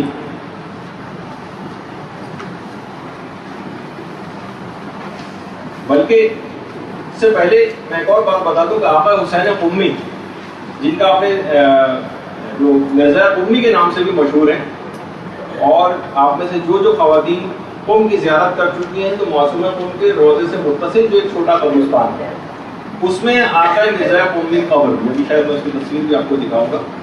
ان کو بھی جب مرجعیت ملی، مجبوراً انہوں نے قبول کیا تھا مرجعیت کو، لیکن مرجعیت کو قبول کرنے کے بعد شدید سخت پریشانی کے عالم میں رہتے تھے، اور باقاعدہ امیر المومنین کے حرم میں گئے اور سب لوگوں کو جمع کر دیا اور رونے لگے. لوگوں نے پوچھا کہ آپ کیوں رو رہے ہیں؟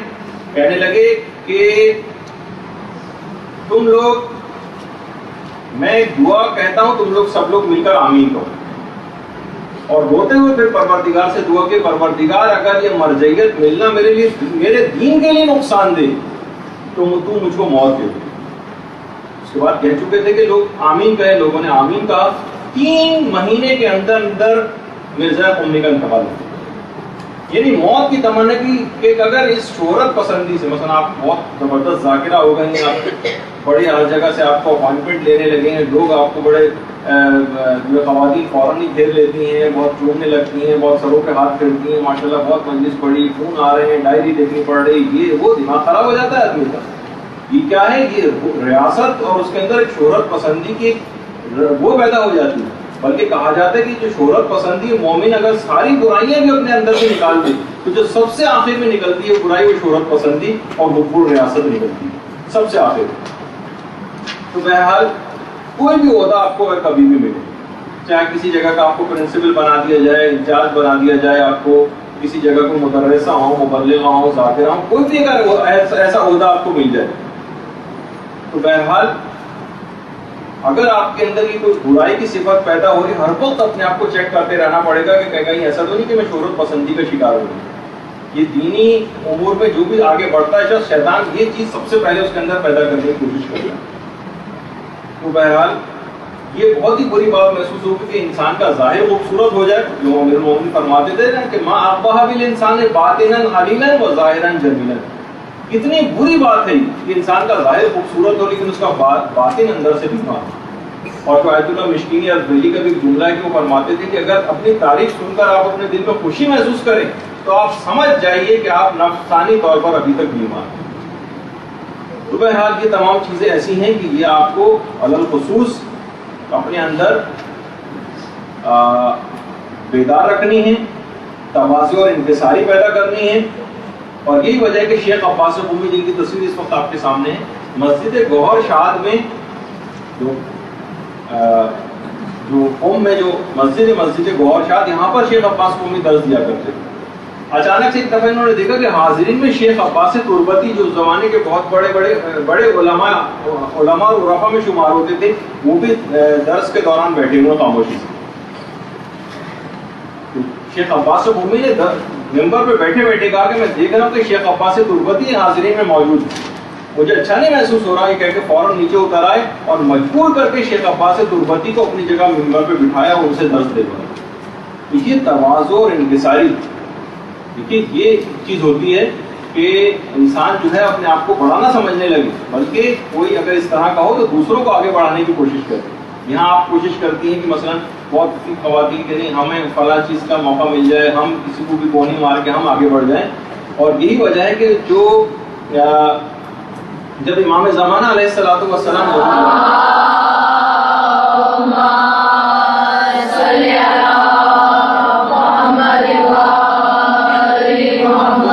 روایات میں جملہ ملتا ہے کہ حضرت عیسیٰ آسمان سے نازل ہوں، اور اس وقت حضرت عیسیٰ آسمان سے نازل ہوں گے، زمین پر آئیں گے کہ جس وقت نماز کا وقت ہوگا اور امام زمانہ علیہ الصلوۃ والسلام اس وقت جو ہے امامت کے لیے کھڑے ہوں گے اور اذان دی جا چکی ہوگی اور اقامت کہی جا رہی ہوگی. اس وقت حضرت عیسیٰ آسمان سے نزول کرے. تو امام زمانہ علیہ السلام جو کہ فخر عیسیٰ ہیں، فخر عیسیٰ. اور آپ کو پتہ ہے کہ ہمارے بنیادی عقائد میں سے ہے کہ مقام امامت نبوت عامہ سے بلند ہے. نبوت خاصہ جو صرف پیغمبر کے پاس ہے، ان سے امامت جو ہے فقط کم ہے، ورنہ دیگر تمام انبیاء سے ہمارے ائمہ افضل. جو باقاعدہ شیعہ کا ایک نظریہ ہے. لیکن اس کے باوجود بھی امام جو کہ فخر عیسیٰ ہیں، امام حضرت عیسیٰ سے تواضع اور انکساری کا اظہار کرتے ہوئے کہیں گے کہ اے نبی خدا آپ نماز پڑھائیے. حضرت عیسیٰ اس کو قبول نہیں کریں گے اور کہیں گے کہ میں آپ کا وزیر بنا کر بھیجا گیا اور میں آپ کے پیچھے ہی نماز پڑھوں گا. اور جب حضرت عیسیٰ کو امام زمانہ کے پیچھے عیسائی نماز پڑھتا دیکھیں گے تو پوری عیسائی دنیا منقلب ہو جائے گی. لیکن امام کی وہ عزت و جو عاجزی اور انکساری اور ایک تواضع ہے کہ اگر عیسیٰ سے افضل ہے لیکن پھر بھی ان سے کہہ رہے ہیں کہ آپ نماز پڑھائیے، تو یہ علم کے اندر جب کوئی شخص راسخ ہوتا ہے نا تو ایسی تواضع اس کے اندر پیدا ہوتی ہے. اور اس کے بعد تمام عیسائی دنیا بہرحال حضرت عیسیٰ کی جو ہے وہ تمام عیسائی دنیا جو منقلب ہو جائے گی حضرت عیسیٰ کو ان کے پیچھے نماز پڑھتا دیکھ کر, اور پوری دنیا میں اس طریقے سے اسلام کا علم جو ہے وہ بول بالا ہو جائے گا. اور یہ جو واقعہ حضرت عیسیٰ کا امام زمانہ کے پیچھے نماز پڑھنے کا, یہ صحیح مسلم کی دوسری جلد کے اندر بھی جو ہے وہ نقل کیا گیا.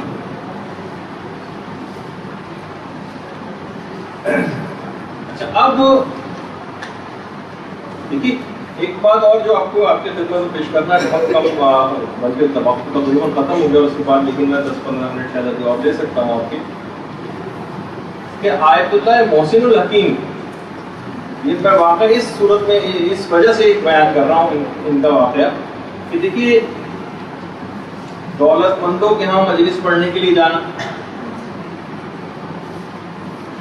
باہر مجلس پڑھنے جانے کے لیے کم اور لالچ رکھنا, بڑی فخر سے ذاکرائیں بیان کرتی ہیں کہ فلاں ملک میں پڑھ کے آئی, میں فلاں ملک میں پڑھ کے آئی, اور اپنی مارکیٹ ویلیو کو اس لحاظ سے جو بڑھانے کی کوشش کرنا. تو دیکھیے اس میں نے یہ شہرت پسندی کا دخل آ جاتا ہے. ہر شخص اپنے اندر اپنے اخلاص کو خود چیک کرے. اس میں یہ نہیں کہ آپ مجھ پہ ناراض ہونے لگے, دیکھیے کہ ہو سکتا ہے بعض اوقات لوگ تب کہیں گے اچھا یہ شاید مجھے پوائنٹ آؤٹ کیا جا رہا ہے. نہیں, میں عمومی بات کر رہا ہوں, یہ خود میرے اپنے لیے بھی ہے, آپ لوگوں کے لیے بھی, لیکن یہ آپ کو نہیں بتائی گئی تو یہ چیزیں آپ میں پیدا ہو جائیں گی. پہلی کلاس میں ہم بیان کر سکتے ہیں, اس کے بعد تو مختلف موضوعات کے تحت گفتگو شروع ہو جائے گی, تو پھر ہو سکتا ہے یہ باتیں نہ ہوں. لوگ بالکل بھی پرواہ نہیں کرتے تھے کسی کا عہدہ بڑا ہے, کسی کا منصب بڑا ہے, علماء اور مراجع, لیکن آپ لوگوں کا معاملہ بعض اوقات ذرا الگ ہو جاتا ہے. جیسے آیت اللہ محسن الحکیم طباطبائی کے پاس ایک دفعہ ایک بہت دولت مند شخص بہت زیادہ خمس لے کر آئے. انہوں نے بالکل اس کے پیسے کو نظر انداز کر دیا اور فوراً کہا تم نے داڑھی کیوں مونڈی ہوئی, تمہیں پتہ نہیں کہ داڑھی مونڈنا حرام ہے. امام خمینی کے مطالعے میں ملتا ہے کوئی شخص اسی طریقے سے آیا تھا اور بہت اس نے اس کا اظہار کیا تھا کہ دیکھیے میں اتنا پیسہ لایا ہوں, اس سے آپ جو ہے نا فلاں چیز پہ اس کو خرچ کر سکتے ہیں, بڑا اپنا احسان جتایا. انہوں نے عصا کی جو چھڑی رکھی ہوئی تھی وہ اس سے اس کے اس بیگ کو اور پیچھے کر دیا, کہا کہ اس کو اٹھا کر لے جاؤ, تو تم اپنی ذمہ داری میرے کندھے کے اوپر ڈال دو, پھر احسان بھی جتا رہے ہو. تو بعض اوقات, لیکن ایک بات اور بیان, یہ بات یاد رکھ لیں کہ بہرحال یہ علماء اور مراجع بھی تو بہت ساری چیزیں اچھی لگتی ہیں. بہت سی خواتین جب اسی قسم کی باتیں سن لیتی ہیں تو وہ مختلف گھروں میں جا کے حکمت اور مصلحت سے کام نہیں لیتی. لیکن آج کل کا زمانہ ایسا نہیں, نہ آپ آیت اللہ محسن الحکیم اور نہ آپ امام خمینی کی طرح سے ان کی شخصیت کی بات, ان کی باتوں میں قصر بھی ہوتا تھا. مجھے پتہ چلا کہ ذاکرہ کسی بہت ہی بڑے گھر کے اندر جو دنیاوی اعتبار سے بہت مال و دولت کے لحاظ سے تھا, انہوں نے باقاعدہ وہ چاہتے تھے اور مختلف بھی ہونا چاہتے تھے کہ ظاہر اپنے آدمی اصلاح کرتا ہے, اپنے عمل کی بہتری لانا چاہتا ہے اپنے اندر. تو انہوں نے ان کو بلایا ان کی تبلیغی مجلسوں کی وجہ سے, انہوں نے جا کر پوری مجلس بڑے گھر کی مذمت کے اوپر پڑی. اچھا اب کیا ہوا اس سے, بہرحال میزبان کی سبکی ہوئی. وہ ایسا لگا جیسے یہ مجسم شیطان ہے یہ شخص, اور یہ جو اسراف کے اندر پیسے خرچ کر رہا ہے, اور وہ مبذرین اور وہ جو ہے وہ شیطانوں کے بھائی ہیں, اور یہ وہ کیا کیا کچھ کہا. اب جو ایک لحاظ سے وہاں پہ آثار انقلاب کوئی ہونے بھی تھے نمودار اس گھر کے اندر تبدیلی کے, وہ اچانک سے وہ ریجیڈیٹی ان کے اندر آ گئی. تو یہ بات یاد رکھ لیجیے کہ بہرحال اس طرح سے آپ کو تبلیغ کے اندر حکمت اور مصلحت پسندی سے جو ہے وہ کام لینا پڑے گا, مصلحت شناسی کرنی پڑے گی. دیکھیے لوگ جو تقیہ کے خطرناک ترین ادوار میں بھی, یعنی امر بالمعروف بھی کرتے تھے اور تقیہ بھی کرتے تھے. اس زمانے میں تھا کہ صرف وضو کی علامتوں سے, یعنی وضو کرتے دیکھ کر ہی پتہ چل جاتا تھا ظاہر, اور بھی پتہ چل سکتا ہے کسی کا کہ شخص کیا طریقے سے وضو کر رہا ہے, یعنی کہ وہ چھپ کے صاف کر رہے تھے وضو.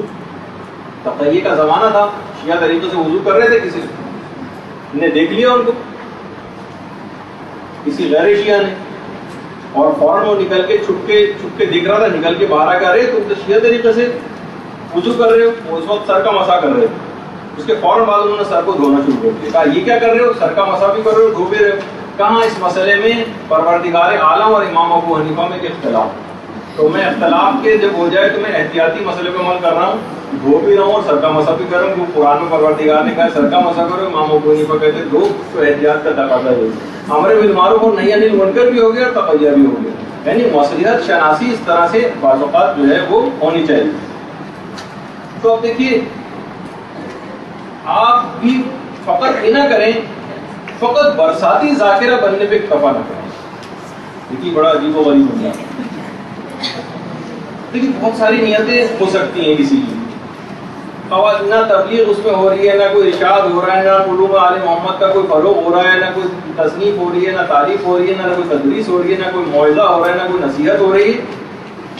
اور فقط بس کیا ہے کہ مجالس پڑھنے کے لیے جاتی ہیں اور صرف وقت کو ضائع کر کے وہاں سے واپس آ جاتی ہیں. وہاں سے علماء تو جو بڑے علماء ہیں مختلف پیش اماموں تک پہ اعتراض کرتے ہیں. کسی سے کہہ رہے ہیں کہ فقط نماز پڑھانے پر اکتفا کرتے ہیں. جیسے آپ فقط ذاکرین کے اوپر اکتفا کر لیتے، دو چار ادھر ادھر کے واقعات سنائے اس کے اندر، اور بس کوئی جو رٹی رٹائی ہر جگہ پڑھ دی. وہ کہہ رہے ہیں فقط چند ایک شرعی مسئلے بھی گھوم کر حاضرین کو نہیں بتاتے، کوئی ایک حدیث گھوم کر معمومین کی طرف متوجہ ہو کر نہیں بتاتے. آیت اللہ مجتہدیہ تہرانی وہ کہہ رہے ہیں کہ میں نے ایک صاحب سے پوچھا، ایک صاحب سے کہ آپ کیا کرتے ہیں؟ کہنے لگے میں امام جماعت ہوں. کہنے لگے امام جماعت کون سا عہدہ ہے؟ آپ کو نماز خود ہی پڑھنی ہے، جا کے لوگوں نے آپ کے پیچھے نماز پڑھ لی، یہ کوئی عہدہ تھوڑی ہے کوئی. ہاں آپ یہ کہیں گے میں مدرس ہوں، میں مبلغ ہوں، یہ عہدہ ہے، میں مصنف ہوں، میں مؤلف ہوں، میں فلاں چیز ہوں. اس پہ تو کہا جائے گا کہ جو ہے آپ کے پاس کوئی عہدہ ہے. لیکن میں پیش امام ہوں، یہ کوئی عہدہ نہیں. تو آپ کو خود ہی اپنی نماز پڑھنی تھی اور لوگوں نے آپ کے پیچھے کھڑے ہو کے نماز پڑھ لی. کہنے لگے کہ آپ کبھی ایسا کریں گے کہ جو پیچھے جو کھڑے ہوئے حاضرین ان سے پوچھیں آپ جا کے آپ کیا کرتے ہیں، وہ کہیں میں ماموم ہوں، میں پیچھے نماز پڑھنے والا ہوں. تو عہدہ تھوڑی پیچھے نماز پڑھنے والا، جب تک کہ آپ اس کے اندر کوئی تبلیغی کام نہیں کریں. تو بہرحال یہ بات دیکھیے یہ اس میں بہت ہی اہم چیز ہے. اور ایک اور چیز خاص طور پر جو کہ ابھی تک تو بہرحال یہ چیزیں خواتین ذاکرات کے حوالے سے میں چیز ذکر کر رہا ہوں کہ ابھی تک تو یہ کہ لوگ ان کو تحفے دے دیتے ہیں، کوئی کپڑا دے دیتے ہیں، کوئی سوٹ پیس دے دیتے ہیں، کوئی اور چیز دے دیتے ہیں، کچھ کتابوں کا سیٹ ان کے تحفے میں دے دیتے ہیں. لیکن اب خواتین بھی اس میدان میں آگے اور باقاعدہ پیسوں کی ڈیمانڈ کرنے لگی. اب آپ اس میں نہ جائیے گا کہ پیسے کی ڈیمانڈ کرنا حرام ہے یا نہیں، اور حرام تو نہیں ہے پیسے لینا اور یا پہلے سے تقاضا کرنا اس کا. لیکن بہرحال یہ بات یاد رکھ لیجیے کہ بہرحال یہ اخلاص کے بڑا منافی ہے اس طریقے سے کہ باقاعدہ مثلا امام زمانہ کا بھی تشریف لائیں اور انشاءاللہ جلد سے جلد تشریف لائیں، اور وہ کسی جگہ جو مجلس پڑھنے کے لیے کسی کو آپ کو مقرر کریں، آپ کہیں میں اتنے پیسے لوں گی تو میں مجلس پڑھوں گی ورنہ مجلس نہیں پڑھوں گی. باقاعدہ ایک عالم تھے ان کے پاس، دیکھیے بڑے اس طرح کے واقعات ہیں کہ خالی آپ فقط اس تک نہ رہ جائیے کہ بس بتائیے اس میں حرام تو نہیں ہے نا وہ جو میں تقاضا کر سکتی ہوں. باقاعدہ مانگنے لگی ہیں خواتین ہزاروں اور روپے ایک مجلس کی اس طرح سے ڈیمانڈ کرنے لگی ورنہ نہیں بڑھانے جاتی. ایک عالم تھے ان کے پاس کچھ لوگ آئے اور کہا کہ ہم دعائے کمیل کی شرح سے جو ہے پڑھنا چاہتے ہیں. تو انہوں نے ٹالنے کے لیے مصروفیات تھیں، بہرحال جو بھی ان کی نیت ہوگی. انہوں نے کہا کہ میں اس کے $2000 دوں، پوری شرح دعائے کمیل اتنے ہفتے لگیں گے اس کے اندر اور آپ لوگوں کو پڑھاؤں. لوگوں نے کہا بھائی اتنے پیسے تو ہمارے پاس نہیں، $2000 کہاں سے لے کے لوگ چلے گئے.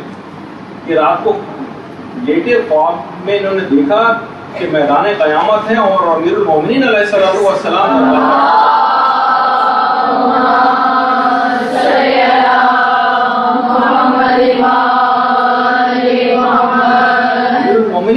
جو ہے دربار لگا کے بیٹھے ہوئے لوگوں کو ایسے ایسے تحفے تقسیم کر رہے ہیں جو آج تک نہ کبھی آنکھوں نے سنے، نہ آنکھوں نے نہ کبھی دیکھے، نہ کانوں نے کبھی سنے. اور جب ان کی باری آئی تو امیر المومنین نے کہا کہ اس کو $2000 دے دو. کہا کہ امیر المومنین میں ان $2000 کو یہاں پہ لے کے کیا کروں گا، یہ تحفے جو آپ دوسرے لوگوں کو دے رہے تھے. کہا کہ نہیں تو نے ہی ہماری تعلیمات کی قیمت کی لگائی. $2000 آج تو جسے بھی $2000 ملے. دیکھیے بعض اوقات اس طرح کی چیزیں ہیں ہمیں اپنی زبانوں سے بھی نہیں نکالنی چاہیے. اچھی بات ہمیشہ زبان سے نکالنی چاہیے. ایک دفعہ وہ ملتا ہے نا حکایات اور واقعات کے اندر بھی، حضرت یوسف علیہ السلام جب قید خانے میں تو 14 سال یوسف قید خانے میں رہے. ایک دفعہ پروردگار سے بڑا شکایتی سا انداز ہو تو پروردگار اتنی طویل قید، اتنی لمبی قید روزانہ نکال کے تازیانے مارے جاتے تھے یوسف کو. 14 سال تک ایسا ہوا. کہا کہ پروردگار اتنی لمبی قید، یہ قید خانہ. کہا کہ تم نے تو کہا تھا جو قرآن کی آیت بھی کہ یہ عورتیں جس طرح مجھے بلا رہی اس سے زیادہ مجھے قید خانہ پسند ہے. تم نے خود ہی اپنے منہ سے لفظ نکالا تھا. اگر تم یہ کہہ دیتے کہ جو عورتیں جس طرح مجھے بلا رہی ہیں اس سے زیادہ مجھے آخرت پسند ہے تو یہ اور اچھی بات ہوتی. لیکن تم نے خود ایسی چیز اپنے لیے منہ سے نکالی. تو انسان بعض اوقات اس طرح کی چیزیں کوشش کرے کہ وہ اپنے منہ سے نہ نکالے کہ اس قسم کے الفاظ، پیسے مانگنا، یہ وہ. بڑا خطرناک ہو سکتا ہے. تو بہرحال جس کسی کو واقعی ضروریات ہر شخص کے ساتھ لگی ہوئی ہیں، آپ کہہ سکتے ہیں کہ بھائی اس وقت میرے مالی حالات اچھے نہیں ہیں، مجھے جو ہے پیسوں کی ضرورت ہے، ٹھیک ہے. آپ یہ بھی علماء دیکھیں ہر شخص کا ایک الگ ایک طریقہ کار ہے. جو بھی دینی طالب علم ہوں یا مثلاً جو تبلیغات کے اندر مشغول ہوں، ان کے متعلق علماء نے کہا ہے کہ ان کو جو کچھ بھی مانگنا ہے کہ لوگوں سے کسی سے نہیں مانگے، فقط امام زمانہ علیہ السلام کے سامنے اپنے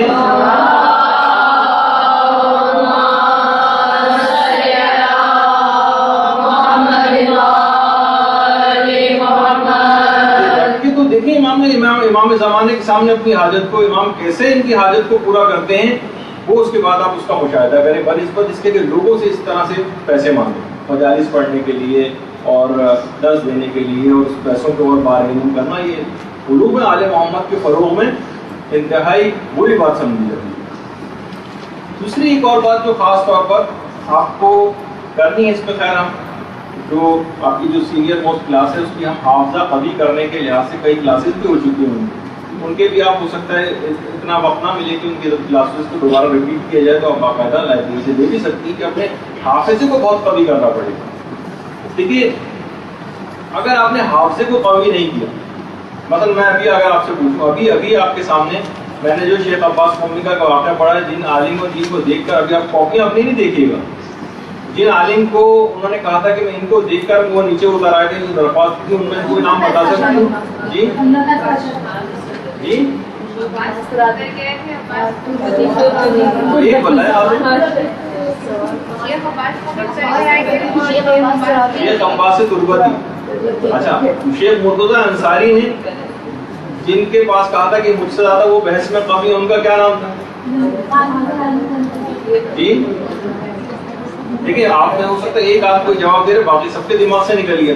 تو اب یہی کہنا مقصد ہے اس کے اندر کہ جب حافظے کا مثلا یہ حال ہو جائے گا تو بتائیے اس میں مسائل فقہ کیسے دماغ میں رہیں گے، احکامات شریعت آپ لوگوں کو کیسے بتائیں گے، اختلاف مراجع اتنے آپ کے دماغ میں رہیں کہ آپ لوگوں کو چیزیں بتائیں. تو یہ آپ کو اپنے حافظے کو قوی کرنا پڑے گا اس کے لیے.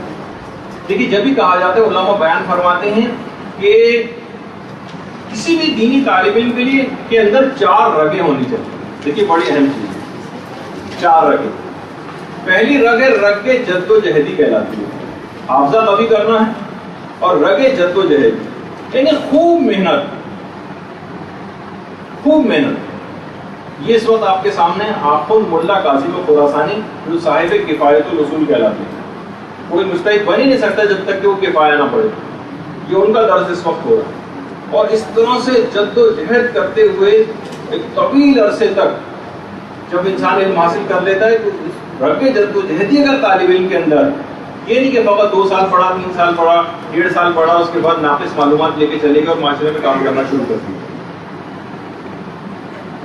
تو خوب محنت کرنی ہے. جی ملا قاسم خراسانی صاحب کفایت الاصول. تو جد و جہد خوب کرنا ہے، رگ جد و جہدی ہونی چاہیے. اور دیکھیے وہ پہلا زمانہ تھا، آج بھی اس طرح سے آج کل کے دور میں لوگ بیٹھ کے علم حاصل کر رہے ہیں اور پوری جد و جہد کر رہے ہیں، عمر اس کے اندر لگا رہے ہیں. دیکھیے خواتین خاص طور پر میں خطاب کروں گا ان خواتین سے جو غیر شادی شدہ، وہ اس موقع کو اور وقت کو بہت غنیمت سمجھیں. اگر اس موقع سے انہوں نے فائدہ اٹھا لیا.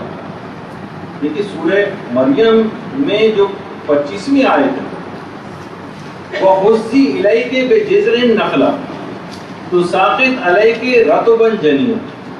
25ویں آیت ہے سورہ مریم. اے مریم اس درخت کو ہلاؤ کھجور کے، اور جو تمہیں تازہ خرمے ملے انہیں کھاؤ. جبھی جو زچہ ہے اس کے لیے مستحب ہے کہ اس کو تازہ نو کھجوریں کھلائی جائے. یہ تو جب انشاءاللہ یہ تربیت اولاد وغیرہ کے سلسلے کی آپ کی کلاسز ہوں گی، جو نئے سرے سے آپ ان کو لیں گے ان کلاسز کو، جس میں سارے گروپس بیٹھا کریں گے انشاءاللہ، تو اس میں ذرا تفصیل ان چیزوں کی آئے گی. لیکن تفسیر اثنا عشریہ جو اس کے اندر جب یہ قرآن کی آیت سورہ مریم کی 25ویں آیت آئی جس میں حضرت مریم سے کہا گیا کہ اس درخت کو ہلاؤ کھجور کے اور تازہ کھجوریں جو گرے اس میں سے کھاؤ، تو تفسیر حسنہ شریعہ میں یہ چیز ہے کہ حضرت مریم نے اس وقت پروردگار عالم سے ایک سوال کیا کہ پروردگارہ اس سے قبل تو جو مجھے غذا ملتی تھی وہ محراب عبادت میں خود حاضر ہو جاتی ہے، اور آج مجھے کہا جا رہا ہے کہ میں درخت کو ہلا کر غذا استعمال کروں، یعنی کچھ کام کروں اس کے لیے۔ تو پروردگار کی طرف سے جواب آیا کہ مریم تم اس وقت صاحب اولاد نہیں تھی، تمہاری تمام تر توجہ ہماری طرف تھی، ہم ہی تمہاری ساری خواہشات پورا کرتے تھے۔ آج تمہارا ایک بچہ ہے، تمہارا دل اس کی طرف بھی متوجہ ہو گیا ہے، اور جتنی مقدار میں بچے کی طرف دل متوجہ ہے اتنی ہماری طرف سے توجہ ہٹ گئی، لہٰذا درخت کو ہلا کر رزق لینا ہے۔ تو یہ بات یاد رکھ لیجیے، اس موقع سے یہ جب شادی کی مصروفیات شروع ہو جاتی ہیں اور بعد میں کس طرح آپ کے علم دین کے اوپر ایک، اگرچہ اس کے بعد بھی کوششیں کر کے آپ اپنے ٹائم کو مینیج کرتے ہوئے حاصل کر سکتے ہیں، لیکن اس موقع جو گولڈن پیریڈ اس سے فائدہ کرنے ہوتا ہے اور بعد کے دنوں کا انتظار کیا، تو یہ دن آپ کے پاس کبھی نہیں ہے۔ جب بھی آیت اللہ مستحقی تہرانی فرماتے ہیں، جن کی ابھی تصویر آپ نے دیکھی تھی کہ جہاز میں جب لوگ جہاز لینڈ کرنا چاہتا ہے رن وے پہ، تو اکثر کنٹرول ٹاور سے یہ چیز اعلان ہوتا ہے کہ پہلے کئی اور جہاز آپ سے پہلے فضا میں، یا تو آپ چکر لگاتے رہیں کسی اور ایئرپورٹ کی طرف چلے جائیں۔ تو یہ فرماتے ہیں کہ آیت اللہ مستحقی تہرانی، یہی معاملہ نور خدا کا اور ملائکہ کے نزول کا بھی ہوتا ہے۔ اگر کسی کے دل کے رن وے پر حب جاؤ شہرت کے جہاز چکر کاٹ رہے ہیں اور مقام و منصب کے طیارے اور مقبول ہونے کی خواہشات کے جو جہاز ہیں وہ اتر رہے ہوں، تو اب یہ جگہ ملائکہ کے نزول کی نہیں رہی۔ اب اسے کہا جائے گا کہ واپس چلے جاؤ، تو یہ پھر نور ملائکہ اور نور پروردگار یہ واپس چلا جائے اگر یہ سب چیزیں اس دل کے اندر جو ہے وہ موجود ہے۔ جب بھی کہا جاتا ہے، علماء بیان فرماتے ہیں کہ اگر آپ نے اخلاقیات سے اپنے آپ کو مزین نہیں کیا، اپنے روح کو اور اپنے کردار کو، تو کیا ہوگا کہ جس وقت آپ آیت اللہ، تو لوگوں سے خطاب کریں کہ جس وقت آپ آیت اللہ بنیں گے تو آپ کا نفس آیت اللہ العظمیٰ بن چکے ہیں۔ اگر آپ نے اس سے فائدہ نہیں اٹھایا، علم اخلاقیات کو اپنے اندر راسخ نہیں کیا، تو ایک تو چیز یہ ہو گئی کہ اس بات کو غنیمت سمجھیں اور رگ کے جد و جہدی سے کام لے کر خوب محنت کریں، کیونکہ اگر یہ رگ آپ کے اندر سے ختم ہو گئی محنت کرنے کی، تو پھر اب سب کچھ ختم ہو جائے گا۔ دوسری چیز، ہر شخص کے اندر ایک رگ مقدسی ہونا چاہیے، رگ مقدسی۔ تلاوت قرآن، تلاوت قرآن الخصوص آپ کو کرنا ہے۔ جب بھی پیغمبر اسلام کی جو حدیث ہے وہ یہ ہے کہ حملۃ القرآن عرفاء اہل الجنہ، یعنی جو حاملان قرآن یا جو حافظان قرآن ہے جنت کے عرفا میں سے، جتنی بھی دعائیں ہیں، مستحبات ہیں اور روزے ہیں اور جو مناجاتیں ہیں، یہ ضرور آپ کرتی رہیں، خاص طور پہ تلاوت قرآن۔ جب نجف میں امام خمینی ضلع وطن تھے اور آنکھیں خراب ہو گئی تھی، ڈاکٹروں نے قرآن اور مفاتیح تک پڑھنے سے منع کر دیا، مفاتیح اور قرآن پڑھنے سے منع کر دیا، تو امام خمینی نے یہ جملہ کہا تھا کہ میری ناکوں کا فائدہ کیا ہے اگر یہ قرآن اور مفاتیح نہ پڑھ سکے۔ تو بہرحال جب اس کے بعد پھر بہرحال آنکھیں ٹھیک ہوئی، انقلاب آیا، انقلاب کے بعد اپنے وطن جو ہے وہ واپس آئے ہیں، تو مرجعیت کی ذمہ داریاں الگ تھیں اور استفتاءات کے جوابات دیا کرتے تھے، اور رہبری حکومت کی جو ہے وہ الگ کیا کرتے تھے، مسئولین حکومت جو تھے ان کی جو مسئول تھے ان سے میٹنگز ہوتی تھیں، مختلف ممالک سے جو وفود آتے تھے ان سے ملاقاتیں کرتے تھے، لیکن اس کے باوجود بھی، ان تمام تر مصروفیات کے باوجود ایک مستحب پہ قضا نہیں کرتے۔ اور روزانہ تلاوت قرآن کے حوالے سے ایک چیز ملتی ہے کہ روزانہ 3 سے 5 الگ الگ اوقات میں الگ سے تلاوت قرآن کیا کرتے تھے، اور رمضان میں تو 3 قرآن کم سے کم ختم کیا کرتے تھے تلاوت قرآن۔ اول وقت نماز ادھر شروع ہوتی تھی، ادھر ساری میٹنگ ختم کر دیتے تھے۔ تو علماء بھی کہتے ہیں ہر طالب علم کے لیے ضروری ہے کہ روزانہ کم سے کم ایک مرتبہ یہ جو رگ مقدسی یہ اپنے اندر پیدا کرے، اور کم سے کم روزانہ زیارت جامع صغیر تو ضرور پڑھے، زیارت جامع صغیر۔ امام خمینی زیارت جامع کبیر پڑھتے تھے اور 100 لعن اور 100 سلام بھی پڑھا کرتے تھے، لیکن علماء کہتے ہیں جو محنتی طالب علم ہوں اور درس و تدریس اور علم حاصل کر رہے ہیں بہت زیادہ لگے ہوں، ان کو فقط جامع صغیر پڑھنے پر اکتفا کرنا چاہیے۔ ہاں البتہ جن کو کتابیں نہیں پڑھنا ہے اور صرف رٹی رٹائی مجلس سے پڑھنی ہے، تو جامع کبیر جو ہے، زیارت جامع کبیر کم سے کم 10 مرتبہ دن میں روزانہ پڑھے۔ جب کتابیں نہیں پڑھنی تو زیارت ہی پڑھ لیں۔ تو بہرحال میں اس لحاظ سے کہوں کہ آپ کثرت مطالعہ اور یہ تلاوت قرآن۔ اچھا دیکھیے، بہت سارے طالب علم ایسے ہیں کہ جو رگ جد و جہدی تو رکھتے ہیں لیکن رگ مقدسی نہیں رکھتے۔ ایسے افراد جو ہو سکتا ہے قابل حافظہ بھی نہیں ہوتے، یا یہ مثلا اگر محنتی ہوں لیکن رگ مقدسی نہ رکھیں، یہ بھی علم میں آگے نہیں بڑھ سکتے، ان کی علم میں کبھی نورانیت پیدا نہیں ہو سکتی، ان کی نصیحتوں میں کوئی اثر ہوتا ہے نہیں، یہ ظاہر ہے نہ تلاوت قرآن کرتے ہیں، نہ مثلا یہ نماز شب پڑھتے ہیں، نہ یہ مناجات کرتے ہیں، نہ کوئی زیارت پڑھتے ہیں، لیکن ہاں ویسے پڑھائی کے اندر تیز ہوتے ہیں۔ تو علماء فرماتے ہیں ان کی نصیحتوں میں بھی کوئی اثر نہیں ہوتا، نورانیت نہیں ہوتی، ان کی تقاریر اور مجالس میں بالکل ان کا کوئی اثر مرتب نہیں ہوتا، اور یہ ٹی وی پر آنے والے ان چرب زبان سیاستدانوں کی طرح سے ہو جاتے ہیں کہ جو اپنی زبان دانی سے لوگوں کو خاموش تو کر دیتے ہیں لیکن ان کی باتیں دلوں میں اثر نہیں کرتی لوگوں کو، اس طرح کے ہو جاتے ہیں۔ اچھا، ایک تو بہرحال تلاوت قرآن اس کی بڑی اہمیت ہے، تمام دعائیں اور زیارت، اور علماء دیکھیں کبھی بھی اس چیز سے دور نہیں رہے۔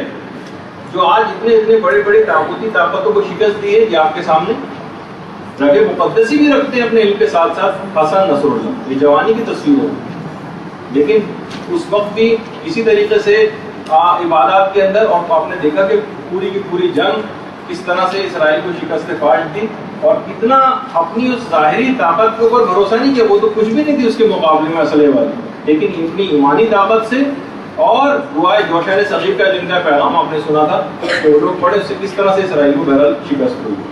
ایک عالم خود یہ بیان کرتے ہیں۔ اسی طریقے سے دیکھیے رہبر موسم، ہر وقت آپ ان افراد کی جو جتنے بھی تصاویر دیکھیں گے ہاتھ خدا کی طرف اٹھے ہوئے دیکھیں گے، رگ مقدسی رکھتے ہیں اپنے اندر، یہ کبھی بھی ان چیزوں سے، تمام تر مصروفیات کے باوجود بھی ان چیزوں سے کبھی غافل نہیں ہوتے کہ بھائی میں تو بہت مصروف ہوں، ظاہر ہے اتنی ذمہ داریاں حکومت کی میرے اوپر ہیں، تو میں کسی اور طرف اپنی مصروفیت کو لے کر جاؤں۔ ایک عالم فرماتے ہیں کہ تمام لوگوں نے ایک عالم سے مرزا قمی کی جو کتاب ہے باقاعدہ قوانین الاصول، جو مرزا قمی ابھی جو آپ نے سنا تھا اس سے تھوڑی دیر پہلے جنہوں نے دعا کی تھی، ان کی قبر ہے جو سامنے، تو کہا کہ ہم ان کی کتاب قوانین، جو ان کی کتاب قبر کے اوپر ان کی کتاب کا نام بھی لکھا ہوا مرزا قمی، ایک عالم کے پاس گئے اور کہا کہ ہم آپ سے قوانین الاصول جو ہے مرزا قمی کی کتاب کا درس لینا چاہتے ہیں۔ انہوں نے کہا کہ میں جو ہوں نماز مغرب کے اول وقت میں پڑھا سکتا ہوں، اس وقت نماز مغرب کا اول وقت ہوتا ہے، اس کے علاوہ ٹائم نہیں ملتا۔ علماء بیان فرماتے ہیں کہ یہ وہ عالم دین تھے کہ جو کہ رگ مقدس ہی نہیں رکھتے۔ تمام طالب علموں نے کہا اس وقت تو ہم آقا تقی انصاری کی نماز جماعت میں شریک ہوتے ہیں، ہم آپ کے درس میں کیسے ہیں کہ اور وقت دے دیجیے، کہا نہیں میں وقت دوں گا تو پھر صرف نماز مغرب کا اول وقت نماز کو تم گھر پہ جا کر پڑھو، اور مجھ سے درس لینا تو ان ٹائمنگس میں ہو۔ وہ کہہ رہے ہیں کہ ہم نے کچھ عرصے بعد دیکھا کہ ان کے درس شروع ہوا لیکن طالب علم آہستہ آہستہ کم ہوتے چلے گئے، اور اس کے بعد ایک وقت ایسا آیا کہ طالب علم آنا بالکل بند ہو گیا، درس ہی معطل ہو کے رہ گیا۔ کچھ عرصے بعد ہم نے دیکھا کہ انہوں نے اپنا لباس روحانیت امامہ اور ابا قبا بھی اتار دیا، پینٹ شرٹ پہننے لگے۔ اس کے بعد انہوں نے حوزہ علمیہ کو بھی چھوڑ دیا اور ایک کالج جوائن کر لیا، اور کچھ عرصے بعد ہم نے دیکھا کہ انہوں نے اپنی داڑھی بھی مونڈ لی اور عام افراد کی طرف سے پڑھ لی۔ اتنے بڑے عالم تھے کہ قوانین الاصول جو مشکل ترین کتاب ہے اس کو پڑھاتے تھے۔ رگ جدوجہدی تھی، رگ مقدسی نہیں تھی، ان چیزوں سے اپنے آپ کو انہوں نے طاقت نہیں پہنچائی اپنے ایمان کو، اور نتیجہ کیا ہوا کہ بالکل ایسی بے برکتی ان کے اندر چیز پیدا ہو گئی کہ پوری کی پوری ہر چیز ہی گویا ختم ہو گئی۔ تو بہرحال بہت سے دیکھیے طالب علم اچھا نہیں پڑھتے، بہت سے، اچھا میں اس کو الٹی بات بتاؤں، طالب علم بہت سے اچھے نہیں پڑھتے، اچھا نہیں پڑھتے، لیکن رگ مقدسی ان کے اندر ہوتی ہے، یعنی نمازیں بھی پڑھ رہے ہیں اور نماز جماعت بھی پڑھ رہے ہیں اور زیارتیں بھی پڑھ رہے ہیں، لیکن کیا ہوتا ہے کہ نہ ان کو تحقیق کا کوئی شوق ہوتا ہے، نہ کوئی مباحثے کا شوق ہوتا ہے، نہ کوئی مطالعے کا شوق ہوتا ہے، البتہ عبادتوں کے اندر لگے رہتے ہیں۔ تو ایسے افراد کیا بن جاتے ہیں؟ عالم تو نہیں بن پاتے، عابد بن جاتے ہیں۔ ٹھیک ہے، عابد کا جو ثواب ہے ان کو ملے گا کہ لیکن بہرحال وہ عالم اور عابد کا جو فرق ہے وہ بہرحال وہ ان کے اندر چیز نہیں آ پاتی۔ اور تیسری چیز، اچھا یہ بلکہ ایک اور بتا دوں کہ جن میں رگ مقدسی ہوتی ہے لیکن رگ جدوجہدی نہیں ہوتی، یہ مدرسے سے اگر فارغ بھی ہو جائیں تو اپنے کم علمی کی وجہ سے اور اپنی بے عملی کی روش کی وجہ سے یہ لوگ مدرسے کو بھی بدنام کرتے ہیں۔ تیسری رگ، بس یہ 4 رگیں تو ٹائم اتنا زیادہ نکلا جا رہا ہے، بہرحال اب 1 گھنٹہ رہ گیا، دوسرے جو آئیں گے ان سے میں پہلے سے بات کر کے آ گیا تھا کہ بات اتنی طویل ہو جائے گی۔ اس کے بعد ہے رگ توسلی ہونی چاہیے، اس کے رگ توسلی امام سے توسل کرنا، آئمہ سے توسل کرنا، معصومین سے توسل کرنا، امام زمانہ علیہ السلام کی ذات گرامی سے توسل کرنا.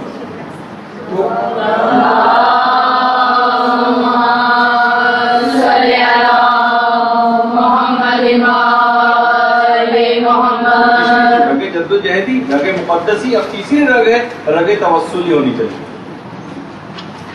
اور ہر چیز میں، چھوٹی سے چھوٹی چیز میں بھی امام اور معصومین سے توسل کرنا. ایک عالم بیان فرماتے ہیں کہ میں اتنی چھوٹی چیزوں میں بھی توسل کرتا تھا کہ ایک دفعہ میں حمام گیا، وہاں میں نے اپنی عقیق کی انگوٹھی اتار کے رکھی، جب غسل سے فارغ ہو دیکھا انگوٹھی غائب ہے. کہا میں نے اسی وقت 1000 دفعہ درود پڑھ کے، 10 تسبیحاں پڑھ کے درود کی حضرت نرجس خاتون کو، امام زمانے کی والدہ کو ہدیہ کی.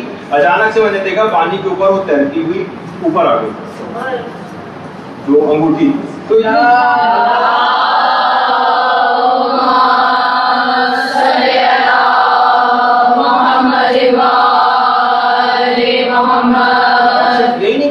ہی سے صرف توسل، بلکہ بزرگ علماء کے قبور پہ جانا بھی علماء کے طریقہ کار رہا.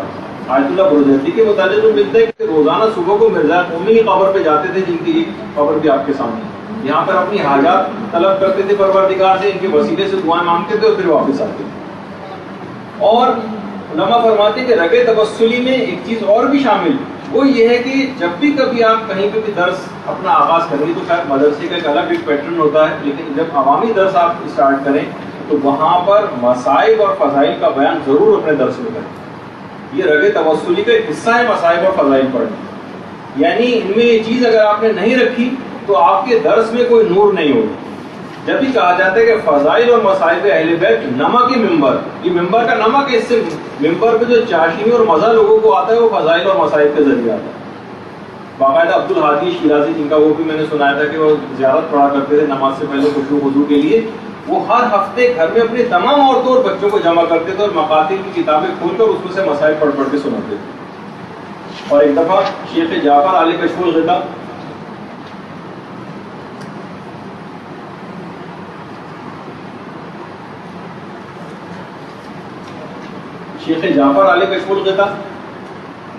انہوں نے ملتا ایک دفعہ کہ انہوں نے اپنی پوری تحقیق کے بعد اختلاف روایات کو ہٹا کر اور شہزادی کونین کی جو شہادت کی تاریخوں میں اختلاف ہے اس میں ایک نتیجے پر پہنچ گئے اور ایک حتمی تاریخ کا تعین کر دیا. تحقیق مکمل ہو کہ شہزادی کی شہادت اس تاریخ کو واقع ہوئی. ان کے شیخ جعفر علی کشف الغطا کے جو فرزند تھے انہوں نے شہزادی کونین کو خواب میں دیکھا. شہزادی کہنے لگی خواب میں آ کر اپنے باپ سے کہو کہ وہ کیوں چاہتے ہیں کہ لوگ کئی دنوں کے بجائے فقط ایک دن مجھ پر گریا کریں. اختلاف روایت کو ایسے ہی رہنے دو تاکہ لوگ کئی دنوں تک میری مظلومیت پہ گریا کریں. جو خود رگ توسلی میں یعنی گریا اور مصائب، یہ تمام چیزیں یہ ضرور اس کے اندر جو ہے وہ شامل رکھنی چاہیے. اور یہی وجہ ہے کہ آقا نائنی تمام طالب علموں کے ساتھ مل کر خوب ماتم کیا کرتے تھے.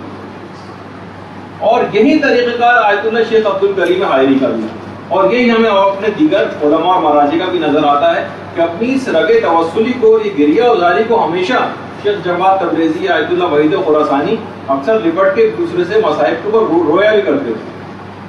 بلکہ اکثر علماء تو یہ کہتے تھے کہ یہ جو درس، اکثر علماء مخصوص شہادت کے ایام میں درس کو معطل کر دیتے تھے اور کہتے تھے کہ اصل میں جو یہ مجلس و ماتم ہے یہ درس اصلی ہیں اور یہ ضربہ کی جو گردانیں یہ درس فرعی ہیں. یعنی کہتے تھے آج ہم نے کلاس کو تبدیل کر دیا. اور آیت اللہ مرشی نجفی فرماتے تھے کہ صرف ہمارے حجرے میں صرف 2 افراد کی گنجائش ہوتی تھی، میں اور امام خمینی دونوں مل کر شہادت کے ایام میں خوب زوردار ماتم کیا کرتے تھے اپنے حجرے میں.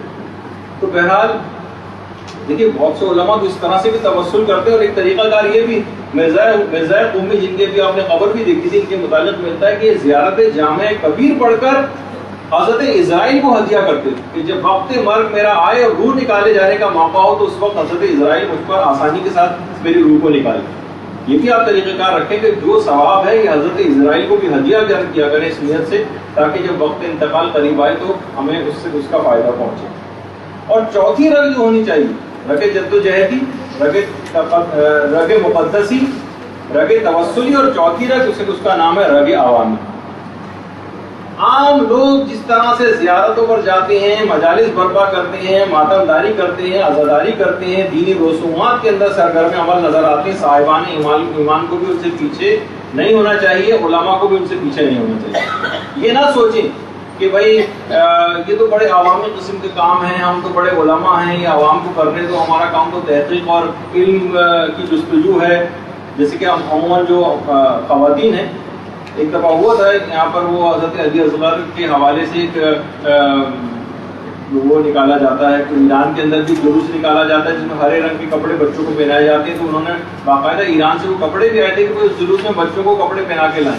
تو کسی خاتون ذاکرہ نے جملہ کہا تھا جو آج تک کے نہیں میں اس کی کڑواہٹ اپنے اندر محسوس کرتا ہوں کہ ہم نظریاتی ذاکرہ ہم سے کیا کام لیا جا رہا ہے بچوں کے ہرے رنگ کے کپڑے وغیرہ پہنا.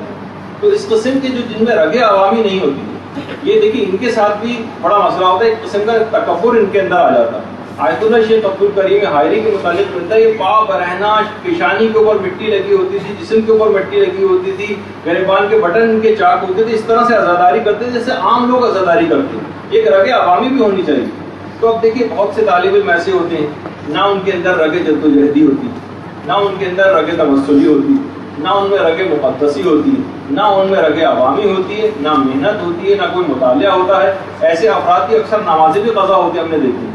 یہ افراد دوسروں کو بھی گمراہ کرتے ہیں، خود بھی گمراہ ہوتے ہیں. اب ظاہر ہے جو کوئی شخص نابینا ہے تو وہ ایک نابینا جو ہے دوسرے کو کیا روڈ پار کرائے گا، بلکہ یہ معروف کو منکر اور منکر کو معروف بنا کے پیش کرتے ہیں.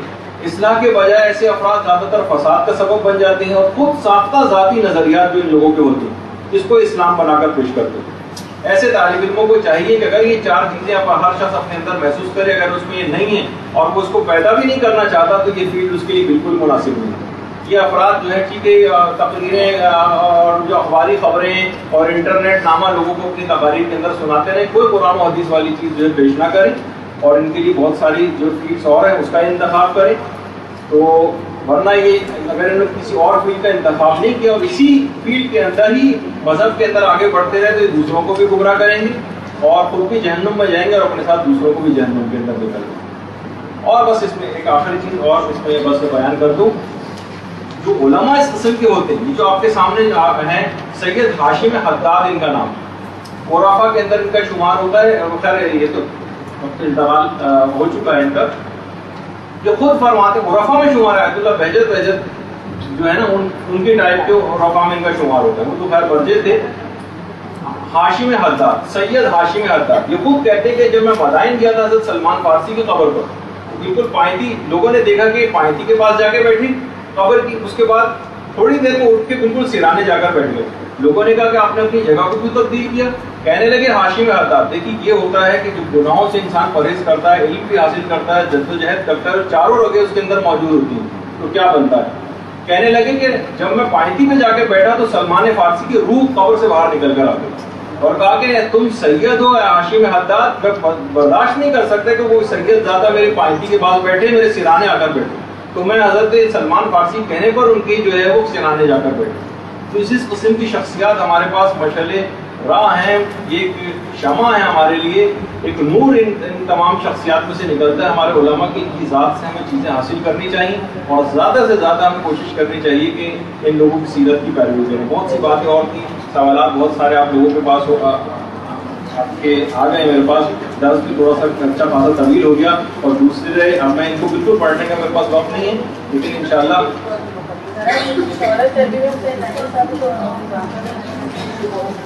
ہاں لیکن اب بالکل وقت نہیں رہا کیونکہ ایک اور لیکچر ہے اس کے بعد وسیم امام صاحب کا، تو وہ آپ ضرور سنیے، وہ بھی بہت اہم ہے. لیکن آج تھوڑا بہت زیادہ لے لیا گیا اور ان سے میں نے مستعار دیا تھا، لیکن آج تقریباً بات میں سوچ کے آیا تھا، میں نے سوچا کہ پوری کری دوں. تو آج کے حد تک گفتگو یہاں پر روکتے ہیں. انشاءاللہ زندگی رہی تو آگے بھی جو ہے اس طرح کی گفتگو کو جو ہے آگے آغاز کریں گے اور کچھ علماء کی جو سیرت کے اور اس طرح کے پہلوؤں کو بھی آپ کے سامنے پیش کریں گے. وصلی اللہ علی محمد وعلیہ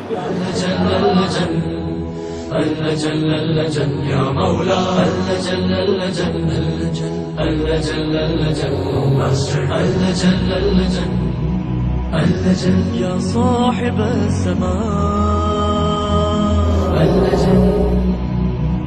اللجنة